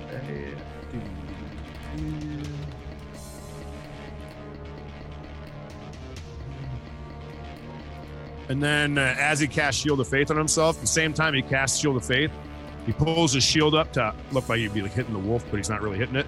And he just kind of puts it down as the wolf's got his arm. And when he's on the ground, he puts his shield down, has his hand on his side, and starts casting Cure Wounds on himself as well. Okay, on yourself? Correct. All right. For 9. 9 HP back. And a Shield of Faith is up. Yep. So I have an AC now of 21, right? Plus 2 to your Two. AC, yeah. 2 AC, right? Presume that's the end of your turn. You can stand up and move around. This thing does have your arm, but it's only really in flavor. Stand up. Yeah? Yeah, for sure going to stand up. He's going to get out of prone because he's going to use his movement to get out of prone. Okay. Half your movement stand up. Doing anything else? I don't think I can do anything else. Cool. Drift. Where's the nearest tree? Not here. These are only bushes. These are plains. You're on Damn like a it, dude. flat plains. There is a river a little ways away. Like I would say, like here's the thing. It's like 110 feet to get to the river. Maybe the trees are. I mean. And how long have we been walking since separating from the party? 2 hours, I think I said. Oh my god. Okay, calm. This is why you look around when you're in the wild lands on the There road. still would have been. I just Still would have been I 3 know it hours. was. I just wouldn't have gotten hit with a secret attack. Okay. I don't metagame, Brad. All right, just saying.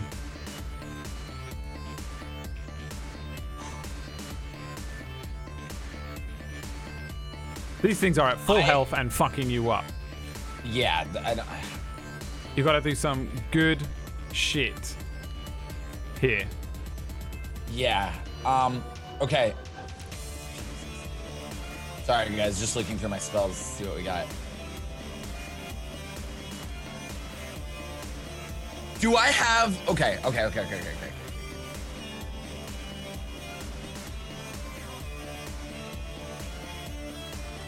I'm going to... I sort of want to drink this milkshake. I will drink your milkshake because I have no idea what it does, but it's like, God. What if it would save me now, but I don't know, and I have to use an action to drink it, correct? It would be an action to drink, yeah.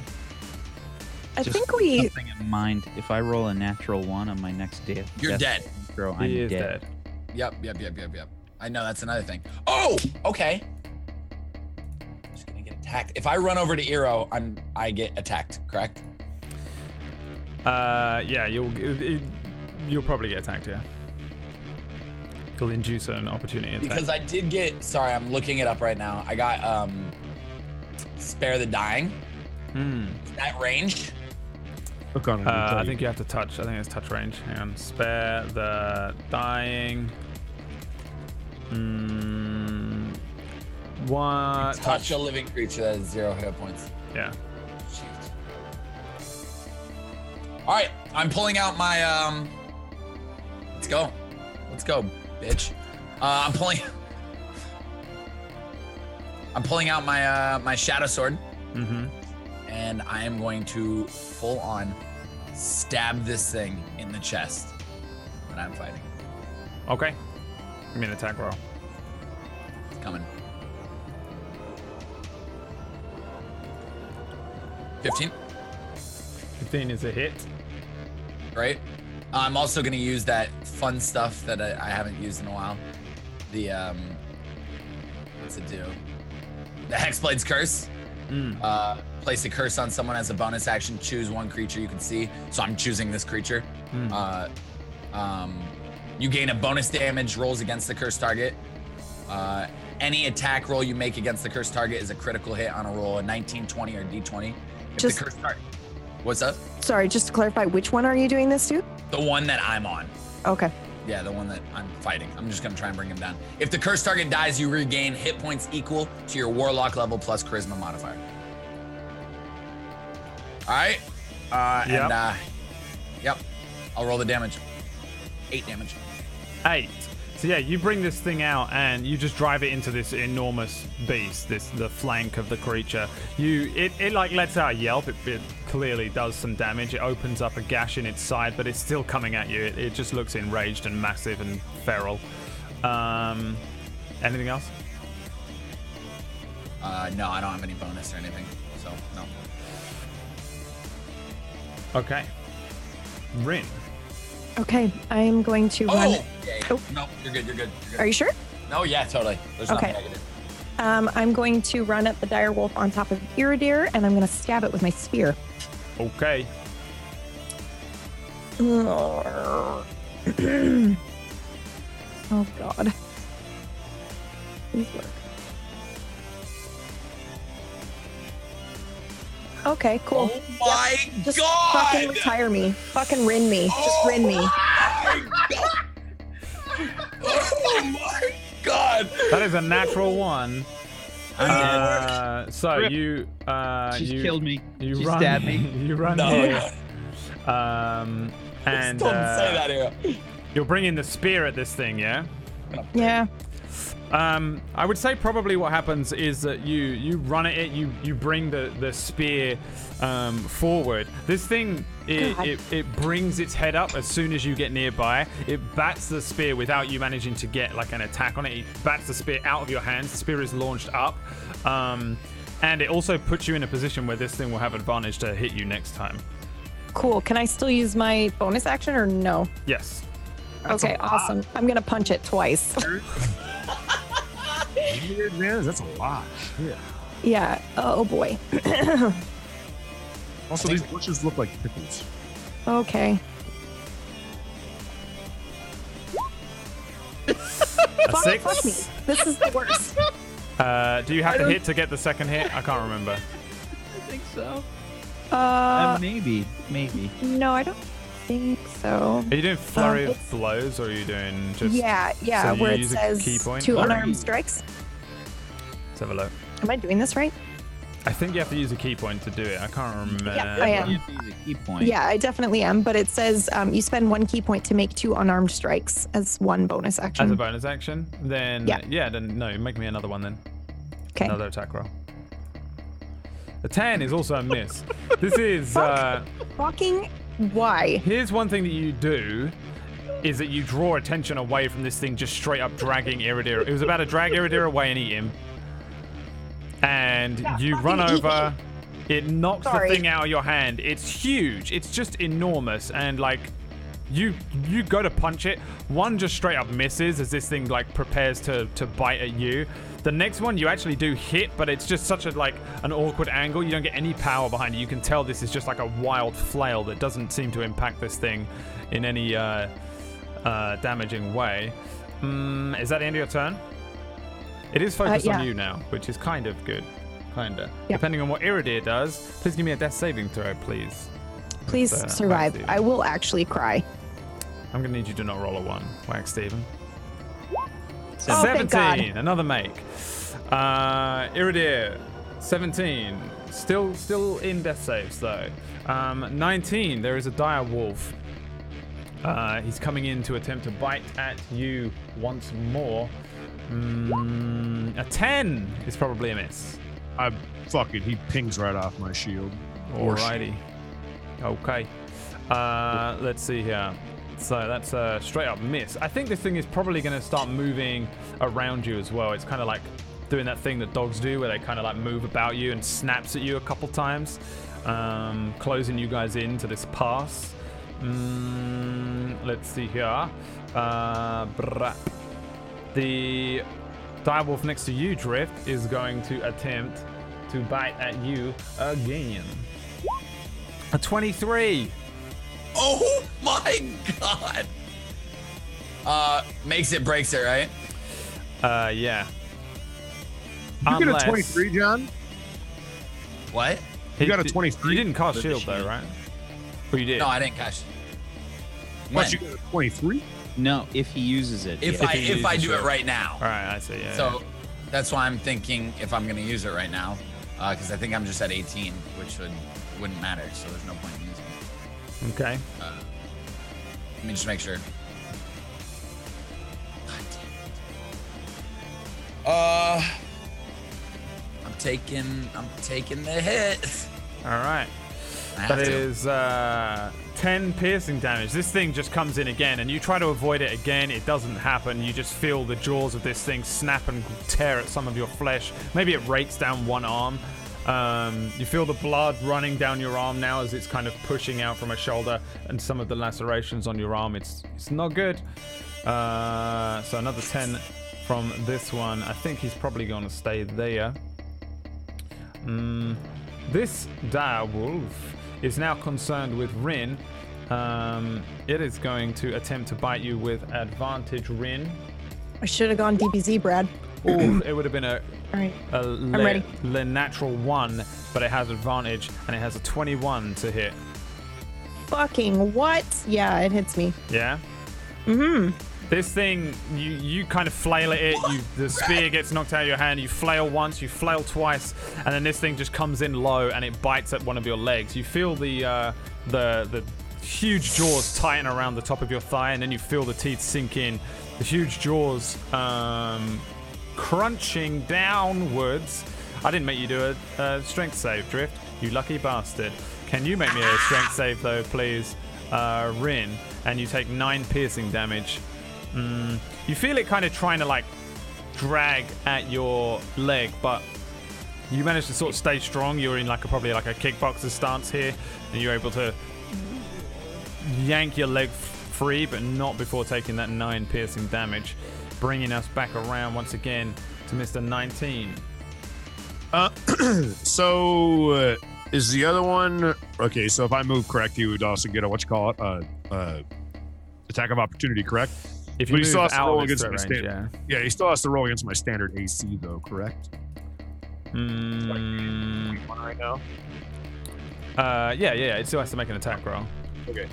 The first thing I'm gonna do is I put my shield down in front of me and I kind of almost like get behind it, and I don't even look away. I just put my hand back and I cast Healing Word, Healing Word on Eero. Oh, thank God. And then, okay, so got that. Boom, boom. Got 2 there. Boom. So let me get the Healing Word out real quick.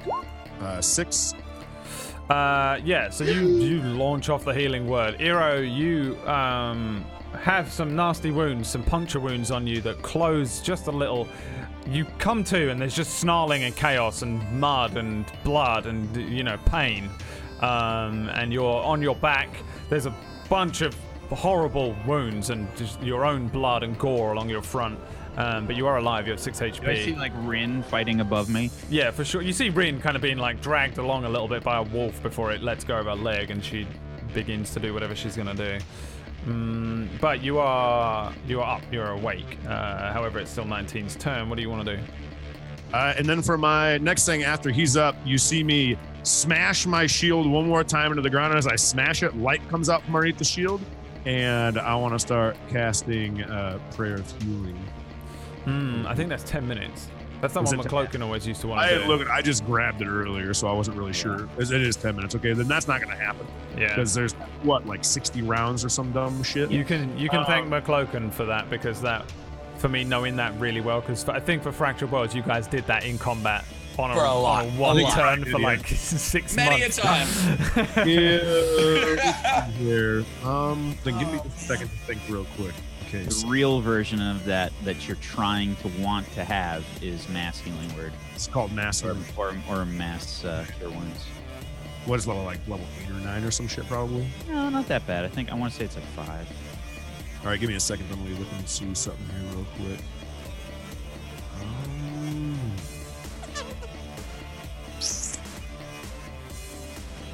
I am. You only have one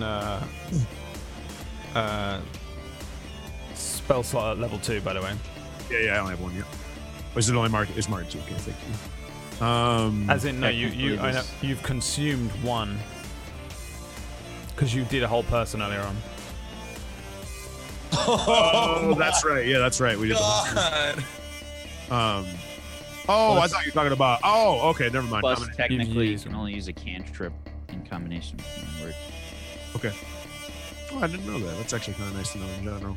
I am going to attempt to stab this wolf, but I don't know how much this will make a difference, Brad. But I want to go for the ribs, kind of like where the heart would be.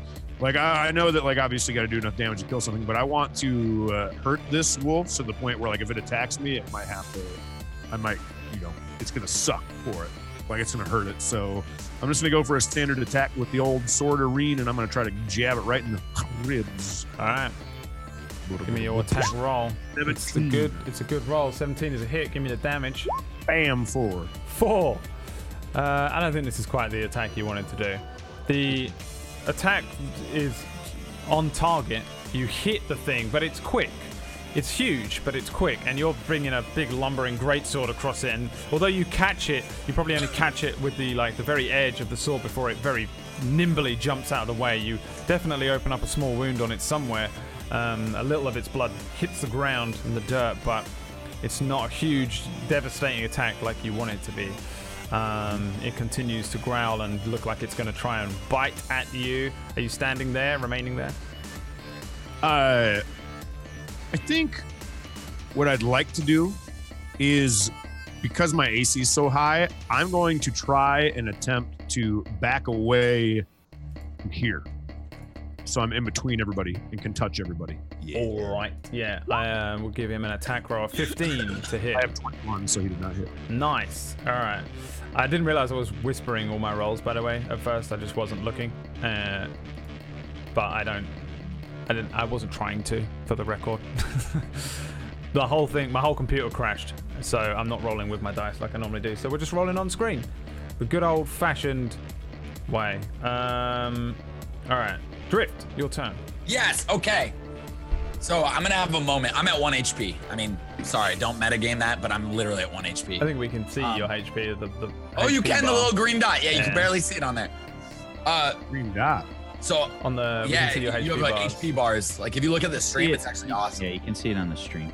It's really cool. Chat gets some I perks. love that edition. Wait, because I love you, chat, and you get nice little perks that these guys don't get because they're players and they're lesser. I'm gonna whisper to myself, you are the curse breaker.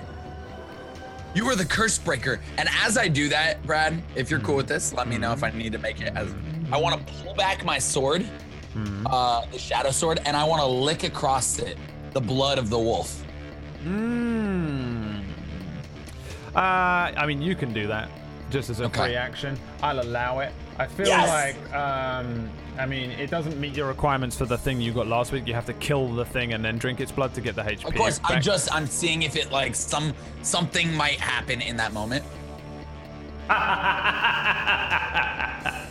You hear a distant laughter, but you damn it! You're not filled with you know, Deus Ex light.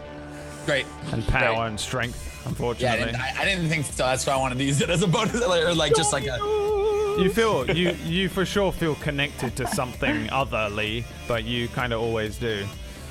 Okay, and or then my other question. Here, like if you were to look at your shadow, it might smile back. That's the feeling you get, but it doesn't necessarily mean you get to like Kaioken times 20. So can I use? So I know Hellish Rebuke is a reaction. Can you cast a reaction as a spell, just as a doing it? Nope. It has to be what it says, pretty much. Okay. If in doubt, read exactly what it says, because that's what it does. It's a weird thing, but yeah, no, you can't do it. Yeah, no, you're right. I just didn't know if you could. Okay, cool. Yeah. So I'm going to go down fighting then, or I'm gonna drink this milkshake. I just feel like the milkshake's gonna be so troll because it's just used that little cave, and I'm gonna drink it, and it's just gonna be like, "You're now smaller," like or something. Then the wolf just licked your ass. You smell like Scooby Or do I keep dealing out damage? Like Drink it. Yeah, you're right. That's what. Meta. We gotta let him. No, don't meta. And then it wouldn't. I was gonna drink it anyway. I don't know what it does. I don't know what it does. I have no freaking idea. I just want everybody in the chat. I just want everybody to be like, chug.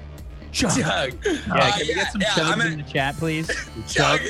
Make me do this. So yeah, I'm just. Step. Let's go. As I pull back my sword and lick the blood and realize I just got laughed at, I'm instantly reaching in my pouch and I'm gonna drink the milkshake. You drink the strawberry milkshake. It's still cool to the touch. The glass is still nice and cool. It's like a nice, like you pop it open and you drink it, and for real, it tastes like a fucking awesome strawberry milkshake. If nothing else, it is one of the best drinks you've ever had. For like you in this era, in this place, to have what would essentially be like one of our. Better than the tea? No.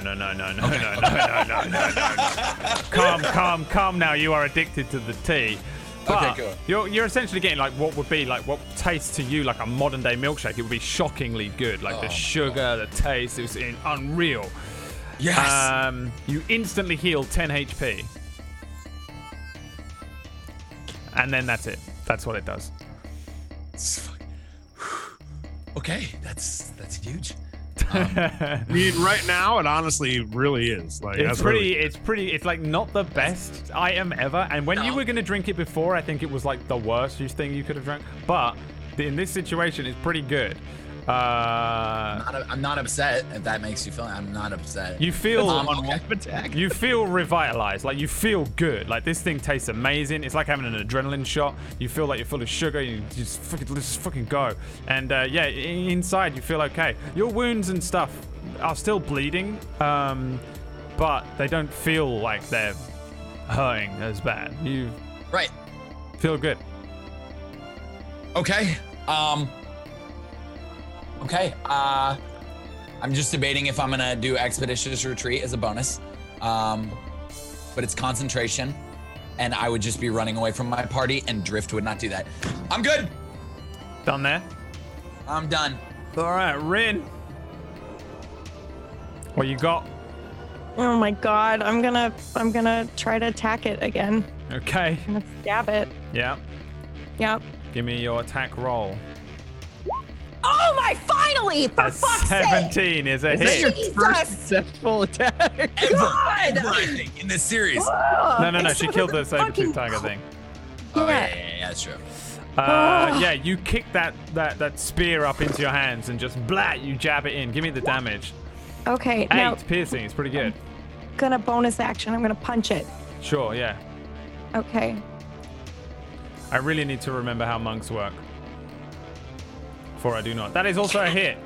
Yes. Give me the damage. 3. That's Yeah. Turning this shit around. We're turning this shit around. Okay. I'm gonna do another one. Okay. Remember to consume your key points if you need to. Yeah, I will. 15 Yeah. is a hit. Another 5. It's pretty good. So basically, you kick the spear up into your hands. You jab it into the side of this thing. You like the spear's in it, and it does that thing like where the spear is in it and it moves around, and then you just bang bang, and they're 2 big hits. The thing's like hit on the nose, and then you hit it with a cross, and this thing is just getting hit. It's taking damage. It looks rocked. Like it doesn't expect this level of damage to come from its prey. Yeah, you shock it, and it lets out a low whine. This one is the this is the big, very dark gray fur, like charcoal gray furred, big boy. This looks like the enforcer of the pack, and you just fucked him up. Well, I say fucked him up. You hurt him a little. Yeah, there's no way. Yeah, I shouldn't say fucked him up. That will give you a false sense of security. So this one's probably the alpha, the one that's right in front of Rin and Drift. That's probably the alpha. Is that what you're saying? Or which one? He's a big boy. one. I'll call him Alpha Direwolf. Which I don't. There he is, on the screen, on the Drift or thing. on Rin? On Rin. Ren. The one that was just tearing into Iridir at first. He's slightly bigger than the others, and yeah, he's nasty looking. And Rin's just fucking him up. Is that the end of your turn, Rin? Okay. Good job. Yes, it is. I'm so sorry. Great job. All right. Uh-oh. Iridir, I'm sorry. you do your thing. Camera's And I'll- chained. Yeah, I'll fix it. While Iridir very slowly tells me what he would like to do. You remember you are on the ground. I am. I'm down on the ground. I'm seeing Ren like over me, stabbing this. Oh my! Oh, okay. You're All right. okay, Euro. You're okay. And I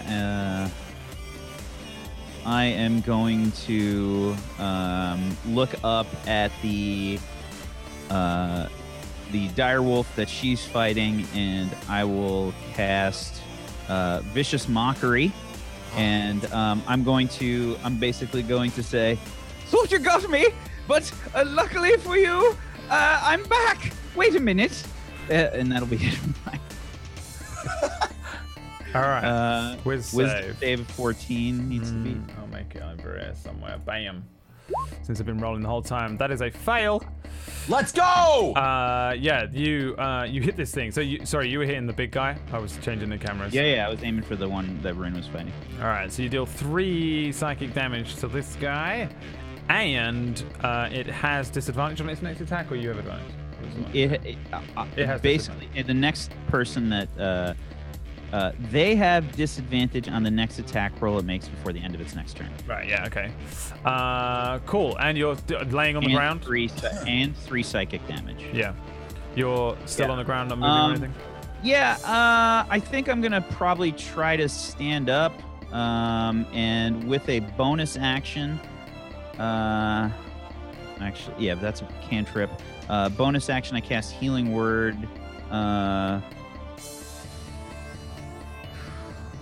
Just looking around. I'm trying not to meta. I feel like you can judge the life bar a little bit in game, which isn't too hard of a meta, because you can see how fucked up people are around you, kind of thing. Yeah, I think that's a good way to use it. Yeah, like, you'd if have I an see idea. Drift like with a direwolf basically on top of him, I'll cast the Healing Word. Oh, on he's- him. Yeah. I I'll mean, take Drift's just chilling with a milkshake. 7. Healing word. Oh, I'm drinking a milkshake while there's dire wolves running. You guys okay? Worry about it real quick. Yeah, And you heal him and up. I'm standing up. I figured we were gonna die, so I'm gonna drink it anyway. I literally Enjoy my did. life these last few minutes. I literally did. All right, so this guy has his sights set on you, 19. He's gonna come in, and he's gonna try and bite your big tin butt with a 24 on the attack roll. I assume that's a hit. 8 piercing damage. This guy comes in, like you're backing up from this thing, and it just and you just feel it again. It crushes some of that metal, some of that wood under your maybe under your legs. You feel the like the bolts or the things that are pulling your knee together kind of like bend and shift, and you feel a little unstable. And this thing kind of starts to drag at you. Give me a strength saving throw, please.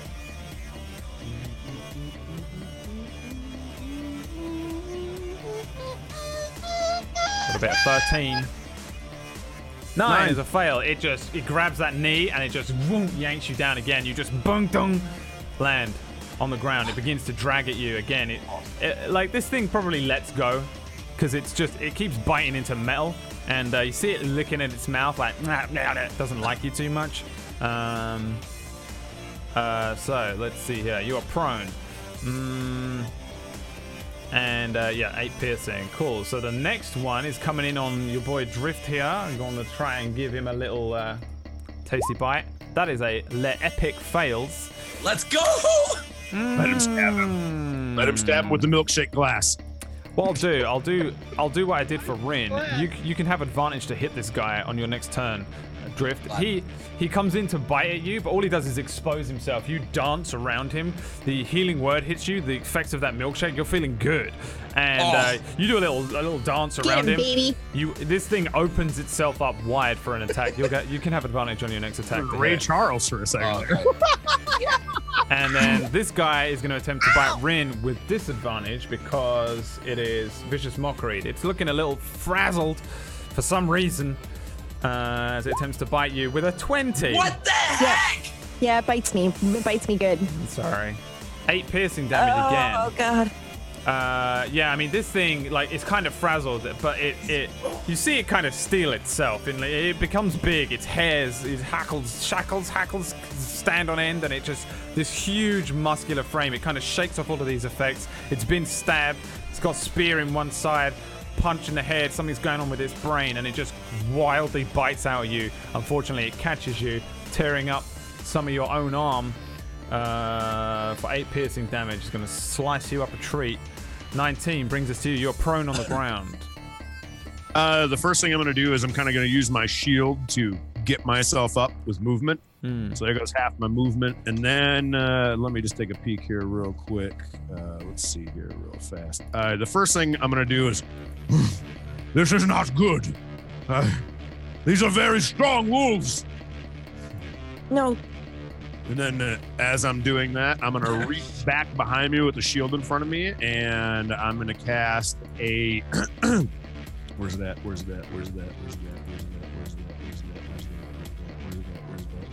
I'm going to cast... I thought we were doing a song.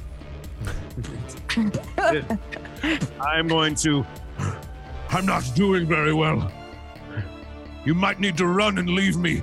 If it comes down to it, I'll take all of them and just leave me. And I reach back. Unacceptable, friend. I cast a level 2 Cure Wounds. Wait, that's the one where I need to touch, right? Cure Wounds is the touching one? Yep. Touching. I cast a level 2 on Rin behind me, and I just reach back and I just touch her back, and I cast a level 2 Cure Wounds. Okay. Boosh. Bam. That is the most bullshit level 2. No. You get the 5 and the 8. It's about 13. 13 is great. So, I'm yeah. putting her back in. Rin, you feel this kind of healing magic flow across your body. You feel it nick close some of those lacerations, some of those wounds, and you get 13 HP back. As you do this, 19, I just kind of yell, "Don't worry, I think I have something that might help." Good. We're not But if leaving you you, don't- 19. I'm feeling very woozy. After that, that was a curious action. Well, if you're gonna pass out on one of the wolves. Pin it to the ground. Good. You can stand up if you want. Since I don't have any more actions, I am going to. I already stood up.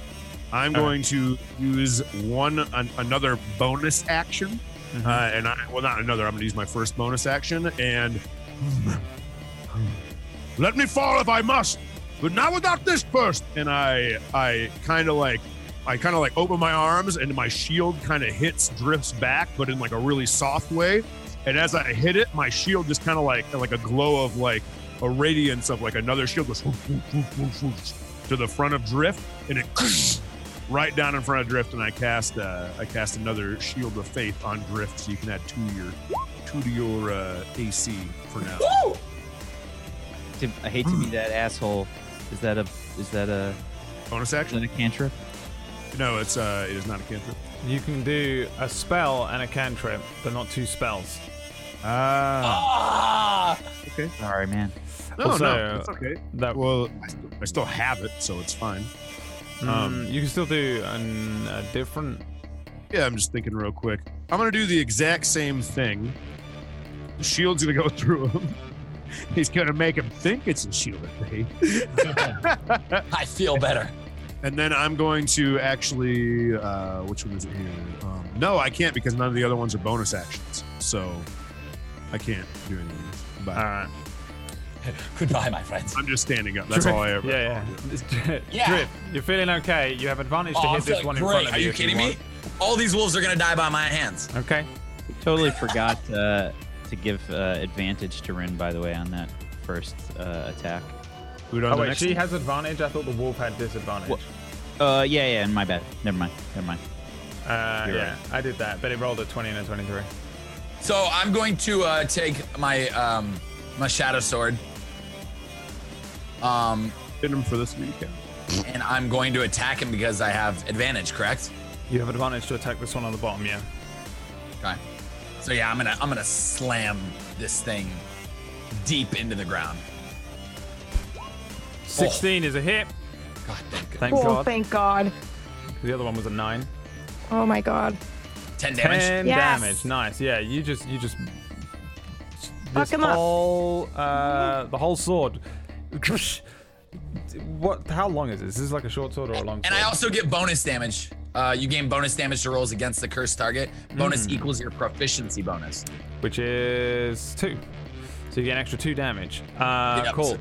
So yeah, you just like you said, you slide that sword in, bring it out. The wolf lets out like a howl and a growl, and it kind of stumbles to one way, and then it spins its large head on you again and bares its jaws. Yeah, the hex on. He does. What? Yeah. Yeah. I gave him the +2. Okay. Yeah, so it's 12 all day. So you, but it's still up. It's still coming for you. Okay. God, I wish I had more bonuses. I feel like I'm missing some, but I'm not.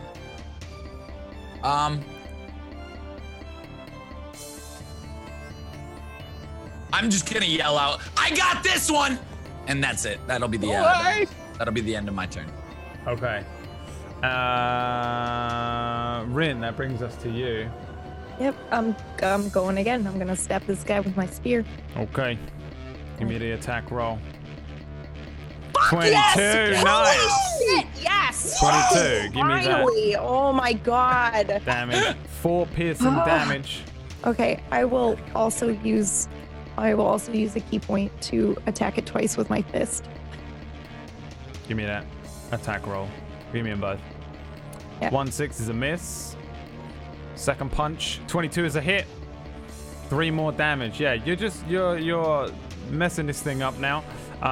It's looking a little wounded. You probably you send it a kick or something, and you crunch into one of its sides, and then you bring the spear over and just stab that into its hind leg. You see the thing kind of limp to one side. It now looks kind of beaten up. It's kind of moving around. It's still up, but it looks beat up. This one looks a little beat up. It's growling like crazy, and it looks like it still wants to kill you, though, I'm afraid. Anything else in your turn there? No. Iridia, my dear. Okay. Here we go. I've kind of been like murmuring a little bit while Rin's been fighting, and you start to see this like golden glow start to swirl around me, and everything about me just kind of stands out to the extreme. I seem like a little bit more I seem almost like I'm glowing, and everyone starts to feel very inspired as I use my Mantle of Inspiration as a bonus action. What? Everyone gets 5 temporary hit points.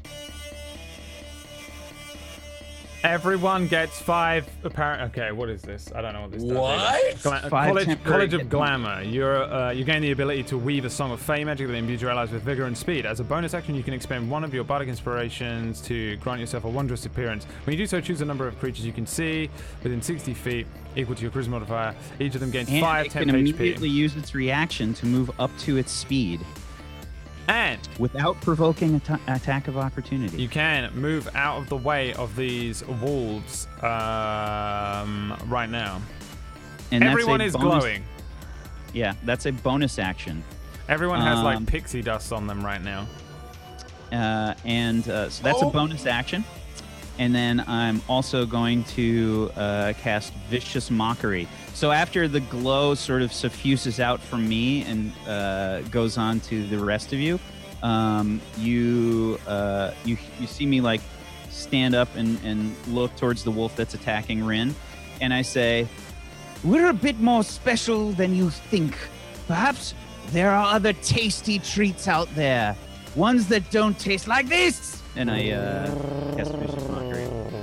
And growls at you. With save from the wolf is an 18. It growls at you and then barks at you. Just kind of, it doesn't seem like you've affected the creature this time. It's wise to your shit, Bard. But not all of it. You are all covered in pixie dust. Bardic glow. You're all covered in bardic glow. Glow up. Do you get it as well? You can move, potentially? Choose a number of humanoids within 60 feet of you who watched and listened to all of it. It doesn't say that I mean, it says who watched and listened to all of it. Can you do a bardic inspiration on yourself normally? No, so it's just everybody else. Yeah. Okay, so you stay there? Yeah, I'm staying there. Everyone else has the ability to move now, right? On your... Yep. Yeah. Without taking an attack of opportunity, if they want. If you guys want to use this opportunity to run the fuck away, you can. All of us can? Question. Yes, all of us can. Hero. Question.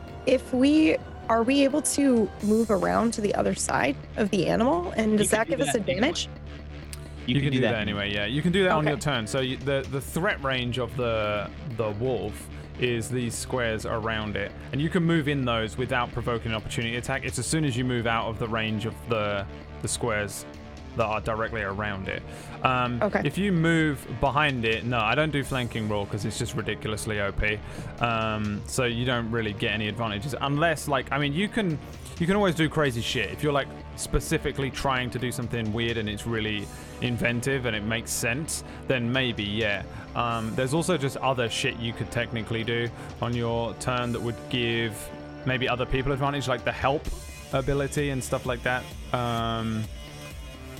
What I should do, I don't know if I gave you this thing before, but there's a couple of actions that you can do. That would help, but technically you just by being behind it, you don't get any sort of just immediate advantage. No. Okay. So how about this? How about I position it this way? If I use his special thingy right now just to like fairy dust my way around to the other side, can I have advantage on the next attack? Just one?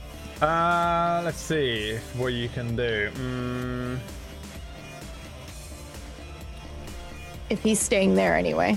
Otherwise, the wolf would just follow me, I would imagine. Yeah, so... Yeah, I mean, the wolf's turn's next. I mean, so you want to move around it. Yeah. I want to use this fairy dust to move, like, around it while it's still attacking the group. And then next time I want to stab it in the back with my spear. I mean, you could do that anyway. But you wouldn't get advantage, I don't think. I think the only way my you can... spell was just made to give everybody enough. But the chance to flee. I think it's better for maneuvering as well. So I could technically run up this little hill and be standing away from him. Yeah. So he would have to move towards me if he was upset enough. I'm trying to see if I can lawyer anything out of the actions that would help you, but I don't think so. I think can I say something real quick, Brad, to that? Would we get advantage if we were on these little cliffs above them attacking them? Probably. They're not very tall. They're not very high up, but yeah, they're about 10 foot up because they're about 5 feet above Drift. Then what Rin wants to do, you would just need to get on there. I would just be up on the hill. Okay. Then yeah, I guess you could probably go for that, yeah. And also, I mean, because I'm engaged, I would definitely want to take high ground if I had. I'm doing the same thing. If I can move too, I'm literally gonna go right there. High ground, the most powerful 19. weapon. Are you leaving? Okay, cool. Wait a second. If we all do it, then all of them will attack Hero. God damn it! I will let you undo once. If you wish. I'm on the corner. No, I'm still looking at my guy. All right. I'm not. Okay. So that brings us to this direwolf, the first one. So like, I guess like in a weird like flash of light or something, the wolves are momentarily distracted by Iridir, giving you guys the opportunity to like maneuver around. Drift scrambles up this kind of slope. Positions himself in the higher ground. 19 does a similar thing. Rin steps back, and then Iridir, you see a wolf trying to bite you because you're in front of it now, and it's a wolf. Attack on Iridir. A 12. Is that a miss? I think so. Please, I think you have a 13. It's a miss. Yay! Yeah, I mean, just barely. This guy comes in. He's probably moving in a little. He comes in and just goes. From 19. And he's still a little dazed from the glow up. And this one's gonna track you, Drift, for sure. Yeah, totally. I knew it would. Chases you up here. Bring it on. He's gonna try and bite your ass. 22. Jesus. I'm gonna use my shield. I'm gonna react and shield. So that'll put me at a 23, so he misses. Sure, yeah. He just bites this wall of force. It's just a boom, just so shield, I don't have to roll anything, it just happens. You just get a plus. Whoa, 5, let's go! I think for one turn, right? So this is the first time you're ever seeing shield. Yeah, you haven't done it yet. Anything crazy? I think. Yeah, until the beginning of my turn. Anything crazy on your turn? It's just like one of those, those people who roll in those like big bubbles who run around in them, the little mouse things. It just looks like that, like a pearlescent blue. And I just like I go into like a cover form for a second, and it just covers me in like this. Sure, yeah. Cool. It just bites That's that. so cool. It's just hitting like the shield, like this it doesn't do hard nothing. glass kind of thing. And then the big boy here, I mean, his target is still here, Rin. He's gonna come in and try and bite you on a 20. Is that a hit? Yeah? Yep. Yeah. Another 8 piercing. Yep. Damage. This one, again, he's just after you. He's got his eyes focused on the prize. He doesn't see 19 at all and just comes in. You feel a few more puncture wounds as this guy gets you. 19 brings us to your turn. I have to ask a question. If I want to change to my greatsword, how does that work? Is it just I just change to my greatsword and my AC goes down, basically? Yeah, I don't think it needs to be anything too wild. So yeah. Okay. Your AC will stay the same, like lower until the next turn, right? Before I do anything, I'm going to use my first action. And the first thing I want to say is before I do anything, I'm going to roll for it so I can figure out how the cannon's going to go when I try to attack him. Is that okay? I don't even understand what you mean. Oh, okay. Yeah, sure, roll. You have advantage up here. Then I need to roll again, right? Yeah. 16. 16 is a hit. So you see 19 get up on the ledge, and as he gets there, he takes this ruby sword and he shoves it in the ground, and his shield at the end of it, where it's kind of sharp, shoves that into the ground. And he's like, if we kill the alpha, there's a good chance the others might run. And as he does that, you see him he puts them both down. He just fucking, woo, like puts every single ounce of his back into it from that little hill and like kind of jumps down, just tries to smash this alpha dire wolf. And try to aura on it. Damage. Please don't do too damage. Give me.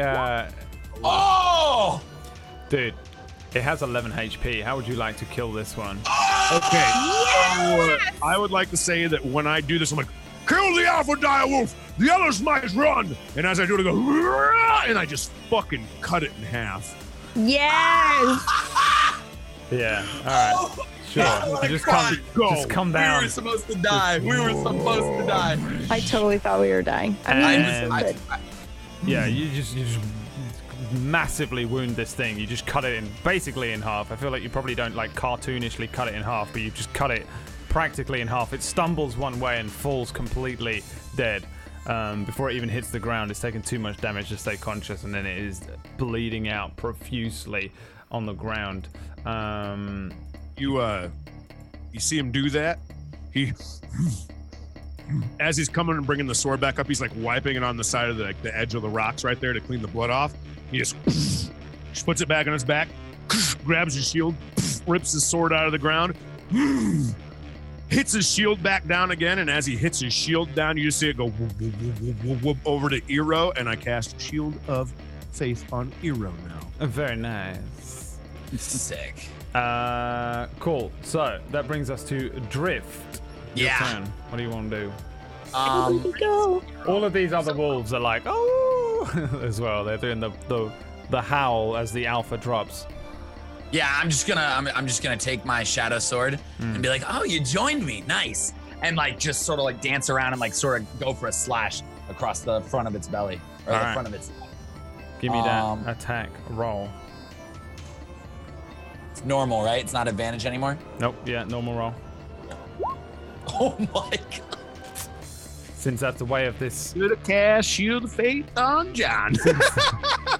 Since that's the way of this one, I feel like you bring a swing across its belly. This thing lets out a howl. It looks down at you. It looks even more determined than before now that you killed its friend. And you leave yourself open for an advantage attack from this thing on the next one. Want to do anything else on your turn? I should run. No. Can't you run? You have that option still, or is that just a one-time thing from that? I have Expeditious Retreat. But I could run, but it'll still get enthralling performance. No, don't. It is done. The enthralling performance has been carried. It is that one.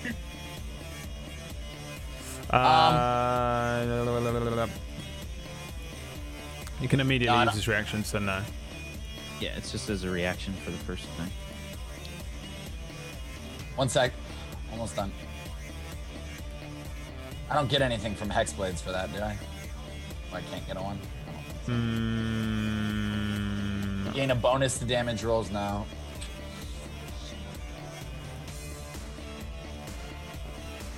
Any attack roll you make is a critical hit. Nope. Yeah, that's my turn. I just missed a great slash. Rin. Hey, I'm gonna go ahead and I'm gonna attack the wolf behind me. Okay. Yes. That is a natural 20. Baby. What the heck? Absolutely a hit. Yeah, give me all that damage. Yes! Nice. 2 swift jabs, 10 in total. Oh my god. Is it still up? Damage. Yeah, this one is barely. Okay. It smells like a Wile E. Coyote. Like, I'm gonna use my last key point to punch it. Okay. Oh god. You still get 1 punch. You get 1 punch anyway. Your key punch is to give you 2. 1 punch. Yeah, no, I want 2. I'm gonna punch it twice. Or maybe more. Are you sure it's not more way? You get 1 free one and then 2 on top of that. No, she's only level 3. I think she only. I don't think the 8 hit. I apologize. The 8 is a miss, but the 22 is a hit. Let's see here. 22 hits for. Roll me a D2 since you've rolled both damages there. Sorry, the first one was for the Just get it to one. Just get it to The first one was a misclick. That's what. Sorry.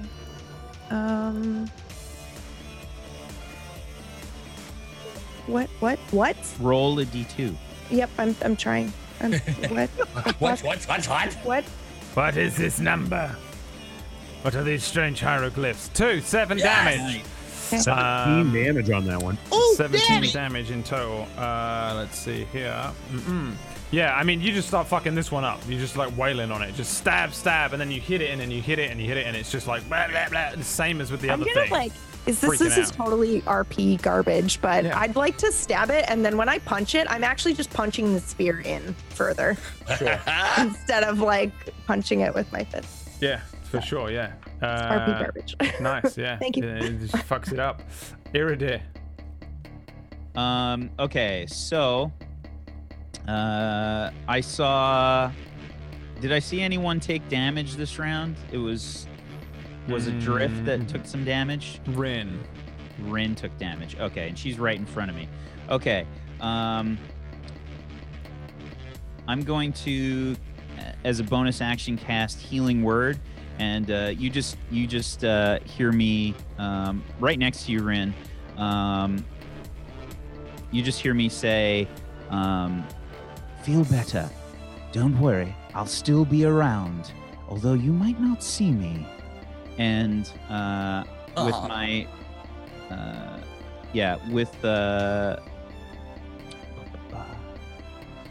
I'm gonna go ahead and disengage with my action. Okay. And I'm gonna move. Let's see. Just hide in the Alpha Direwolf's guts. And solid plan, that. Right there. If you become them, they can't hurt you, right? Is that the end of your turn? Actually, I get movement too, because that was just a regular action. Because bonus action for Healing Word, so I can technically dash. Or no, never mind. That's right. So what does Healing Word give back? Yeah, I gotta heal you. My bad. Okay, no worries. We'll cast it at level 2. 7. 7 HP returns to your body, just in time for this direwolf to attempt to bite you. Which it probably will. Oh, Which no, it does not. You jump out of the way. You're feeling revitalized. Your wounds are like closing up very swiftly with the Healing Word. And this thing just like it's kind of like dazed a little from taking so much damage instantly. It's got a spear like buried deep into its flank, and it just lazily bites at you and misses. The next one up there is going to take a bite at your boy Miss Driftu. Oh!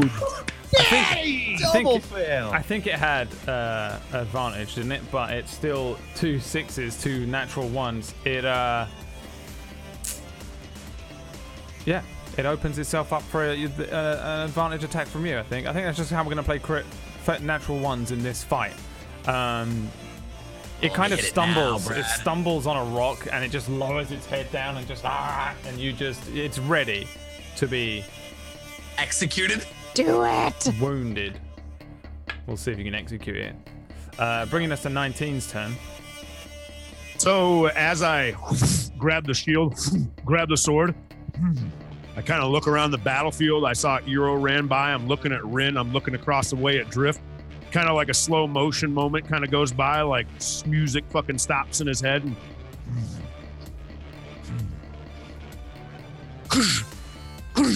puts his sword and his shield back down again. And I want to, and depending on how you'll want to do this, Brad, I want to run here, jump off this ledge, and come down on the other dire wolf with my great sword. Okay. Give me an acrobatics check and an attack roll. 4? Oh, I'm not at least I'm not tripping and falling and stabbing myself in the chest, because that's what I was waiting for with the crit 1. Give me the attack roll first. And will I have advantage on this, Brett? Yeah. 24? Oh, bad. 21? I feel like, give me the damage. I think you hit. I feel like you don't jump. You just kind of like just fall off the edge, right? Like without the sword out. It's just like you just run and just go. Like your sword, like the momentum of the sword, like brings you down on this thing like fucking like it's Aerith. You know, it's kind of cool to think about it. He's holding like the top of the sword in the sheath, and he's just coming down it like it's a butcher's fucking axe or something like that. And yeah, I think you probably just like you land in like not a pretty way. You're not like prone or damaged or anything, but you just kind of like blah. But the longsword is in this thing, like, and it's fucked up. It's barely doing anything. We say my sword stays in it, like I can't get it out because it's so deep in it. Yeah, it's for sure like gonna die. It has a spear in one side and like a sword in the other, right? Yeah, it's very, very fucked up right now. I look up at Rin. Put my hand on my own face. John seen it. Cast healing word on myself. All right, yeah, you can do that. I feel like you're probably like standing here. Roll your healing word damage. It's not damage, it's HP. I'm extremely tired. 4 healing words. Yep. Touch your face. You got this. Brings us to Drift with advantage to strike. Brad, do you want to tell us how much HP this thing has left? Yeah, I just want to know if I'm gonna like. I want to shoot for something right now. I mean, it's gonna have to be damn good. I don't think you can do it. Oh really? 2d6 plus. No, that's not what you're doing. What do you do? What do you roll? 1d8 plus 4 and then plus 2 damage. 1d8 plus 4, 12 plus it's 2. 12. No, you can't kill it. I can't kill it. All right, cool. So I'm just going to take the. Unless you do something mental. I don't know. All right. Well, if I get a critical hit, maybe, right? Because 20, 21, 22. Yeah, you need to crit and you'll kill it probably. Crit right here. Yeah! Advantage. Pass. Yeah! Oh, wow. 13. Do I even hit it? 13 is not hit. No! No! You just swing over its head, just whoosh. It's just whoa. What? What? Yeah. Devastating miss. Dude. Anything else in your turn? No, of course not. All right, Rin. All right, let's go. Kill it. Kill it. Yes! All right, how do you want to kill it? I think you can kill it. Give me the damage. I don't think you can fuck this up. Oh, you can. Oh, you can. You can. Yeah, you want to try it? You want to try punching it? Yeah, I'm gonna punch it. You have to. 19 just lifts up like. That's great. Wait, is a spear not? How is it? Are you not proficient in a spear? That's impossible. I am. You should be getting a modifier on that. It Yeah, you should. Flat D8. That's why I thought you would do it as well. D8. It should be a D8 plus. It says 1d8 plus 3, but. Yeah, so you should be getting an additional That's your attack plus 3. roll. I just hit the button, right? Yeah, it should be a 4. It should be a 4, which is a kill. Yeah, I thought it was a kill shot. It is a kill shot. How do you want to kill it? There we go. Yeah, she's just gonna go ahead and like stab it right up in the chest and then kind of like lift it up and then put the spear down on the ground and let it slide down and kill herself. And as she lifts up, it comes off my sword, right? It comes off my sword as you lift it up. You take it off my sword for me. Yeah. Sure. Amazing. Plus.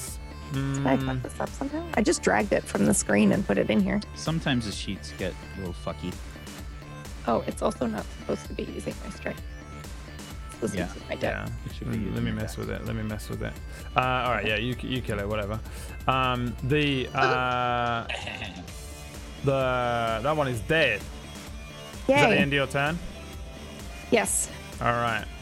Iridir. Okay, so I look at this this remaining puppy here, and I say, "You're the last one left. Surely you've realized by now that this was a bad decision." And I cast Vicious Mockery. Freaking 1 psychic damage. With save. With save. 20. Oh my god, he's fine. He just doesn't even notice you're there. And with my action, my regular action, I'm gonna use a. I think what we're gonna do is use. How smart these things are. I'm gonna use a healing word on Drift. Level 1. 7 healing. I'm so good. I'm so good. And then the dire wolf is going to try and bite you. Bring it on. 7. You guys are just dancing around each other up here on this ledge. Just You're missing, it's missing, you're jumping around. Yeah, it's very concerned. You can see that it's become concerned with the fact that it's the only one left. But it's still trying to bite at you. 19. You kind of see like he's got the sword. Rin stabs it. It pulls the sword. The gyro will have the sword.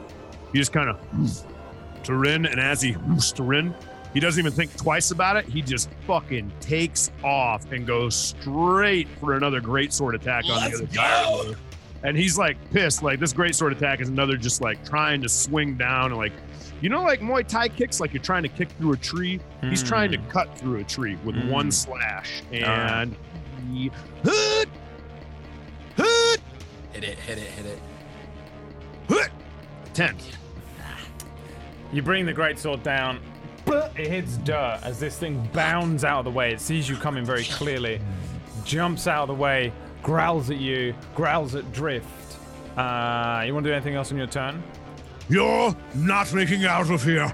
And as I say that, kind of growling it, and I just, I still got Shield of Faith on me, so I'm good there. I just kind of, I would like to, let's see. Nope, I don't need to do shit. I'm just going to sit there, and I sword is just in the dirt. I'm just ready to fuck it up next round. All right, Drift. Yeah. I saw him miss with his sword, and I'm like, I'm not missing again, and bring it back and stab into its chest, please. Oh no. There it is. 18 is a hit. 5 plus 5 2. So plus 2, 7. Yeah, you slice this thing up again. It moves one way, it moves the other, it gets hit. It's kind of like backing up now. You see it kind of moving backwards away from you, watching you both. But it's still alive. It's still going. Me! I just yell at it. I yell, fight me at it. Rin. I want him to hit me.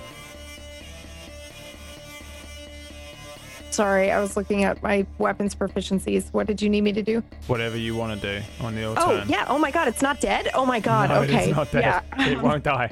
They keep missing. Can I come over to it and attack? Yeah. And just pet it. Let's turn to our friend. Yeah, okay. I want this. I want a pet dagger. I want the kill.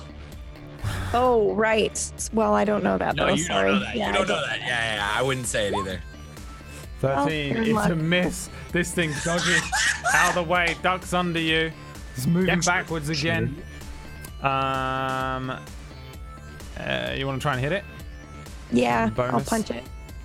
Sure, why not?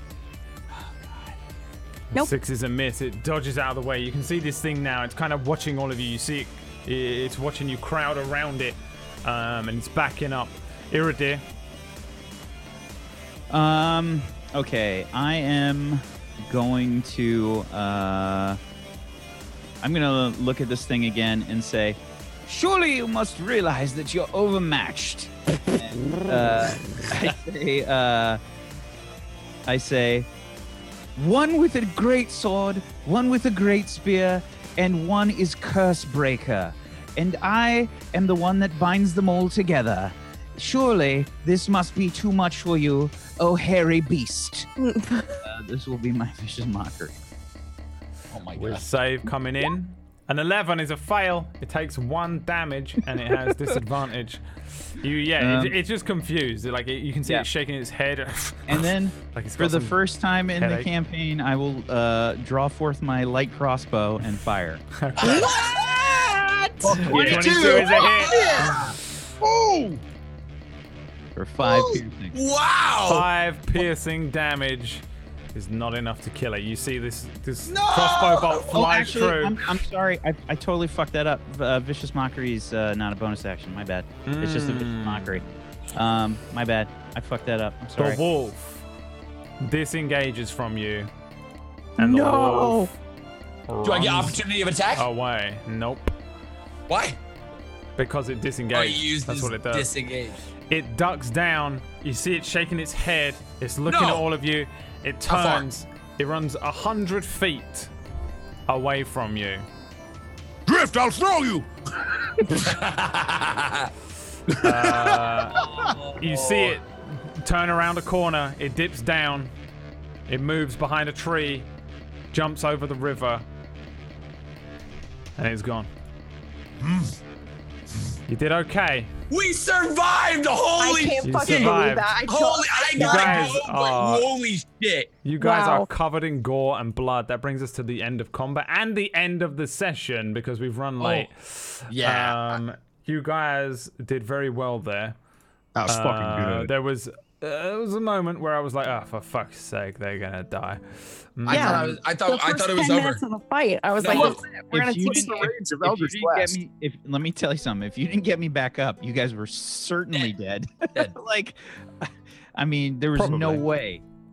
Probably. No way. It would have been. It would have needed a lot of good rolls, and there was a lot of ones in that fight. I think probably you've all learned a good lesson today, and that is perception checks on the travel. But Brad, can I ask you something? There's no strolling along, looking up and listening to the birds and watching the clouds when you're in. I thought we all did good perception. I thought we just all did bad perception checks. You didn't do No, it. I didn't do it. You I was you just skipping still rocks. I was have, chilling. and I want you to remember this because I probably won't. Yeah, right here. You're still looking for food successfully. You find a bunch of food for the day, but that's next time. yeah, on the dead Tablestory. wolves. Yeah, I guess you found. There's your food. Done. Fuck it.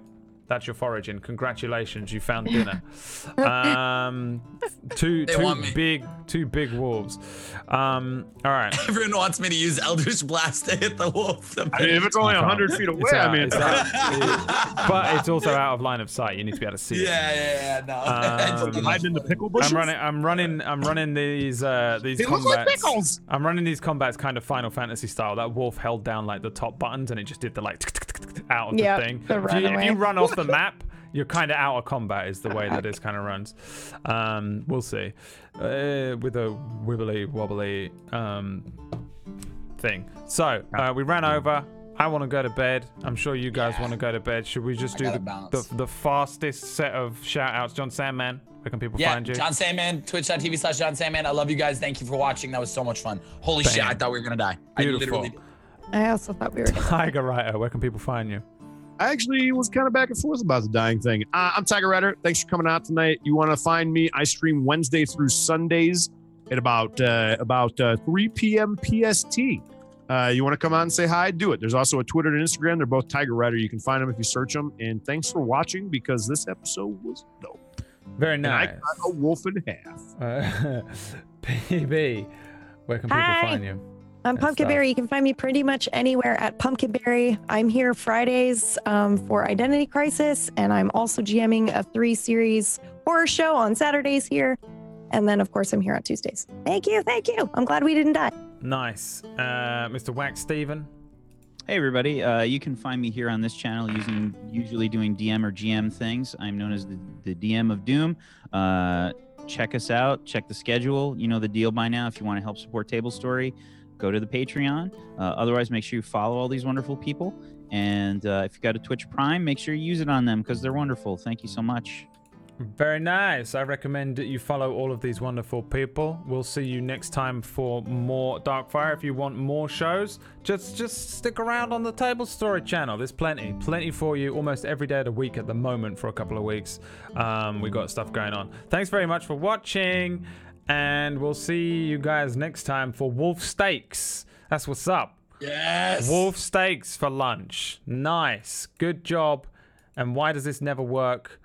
There we go. Bye. See another episode.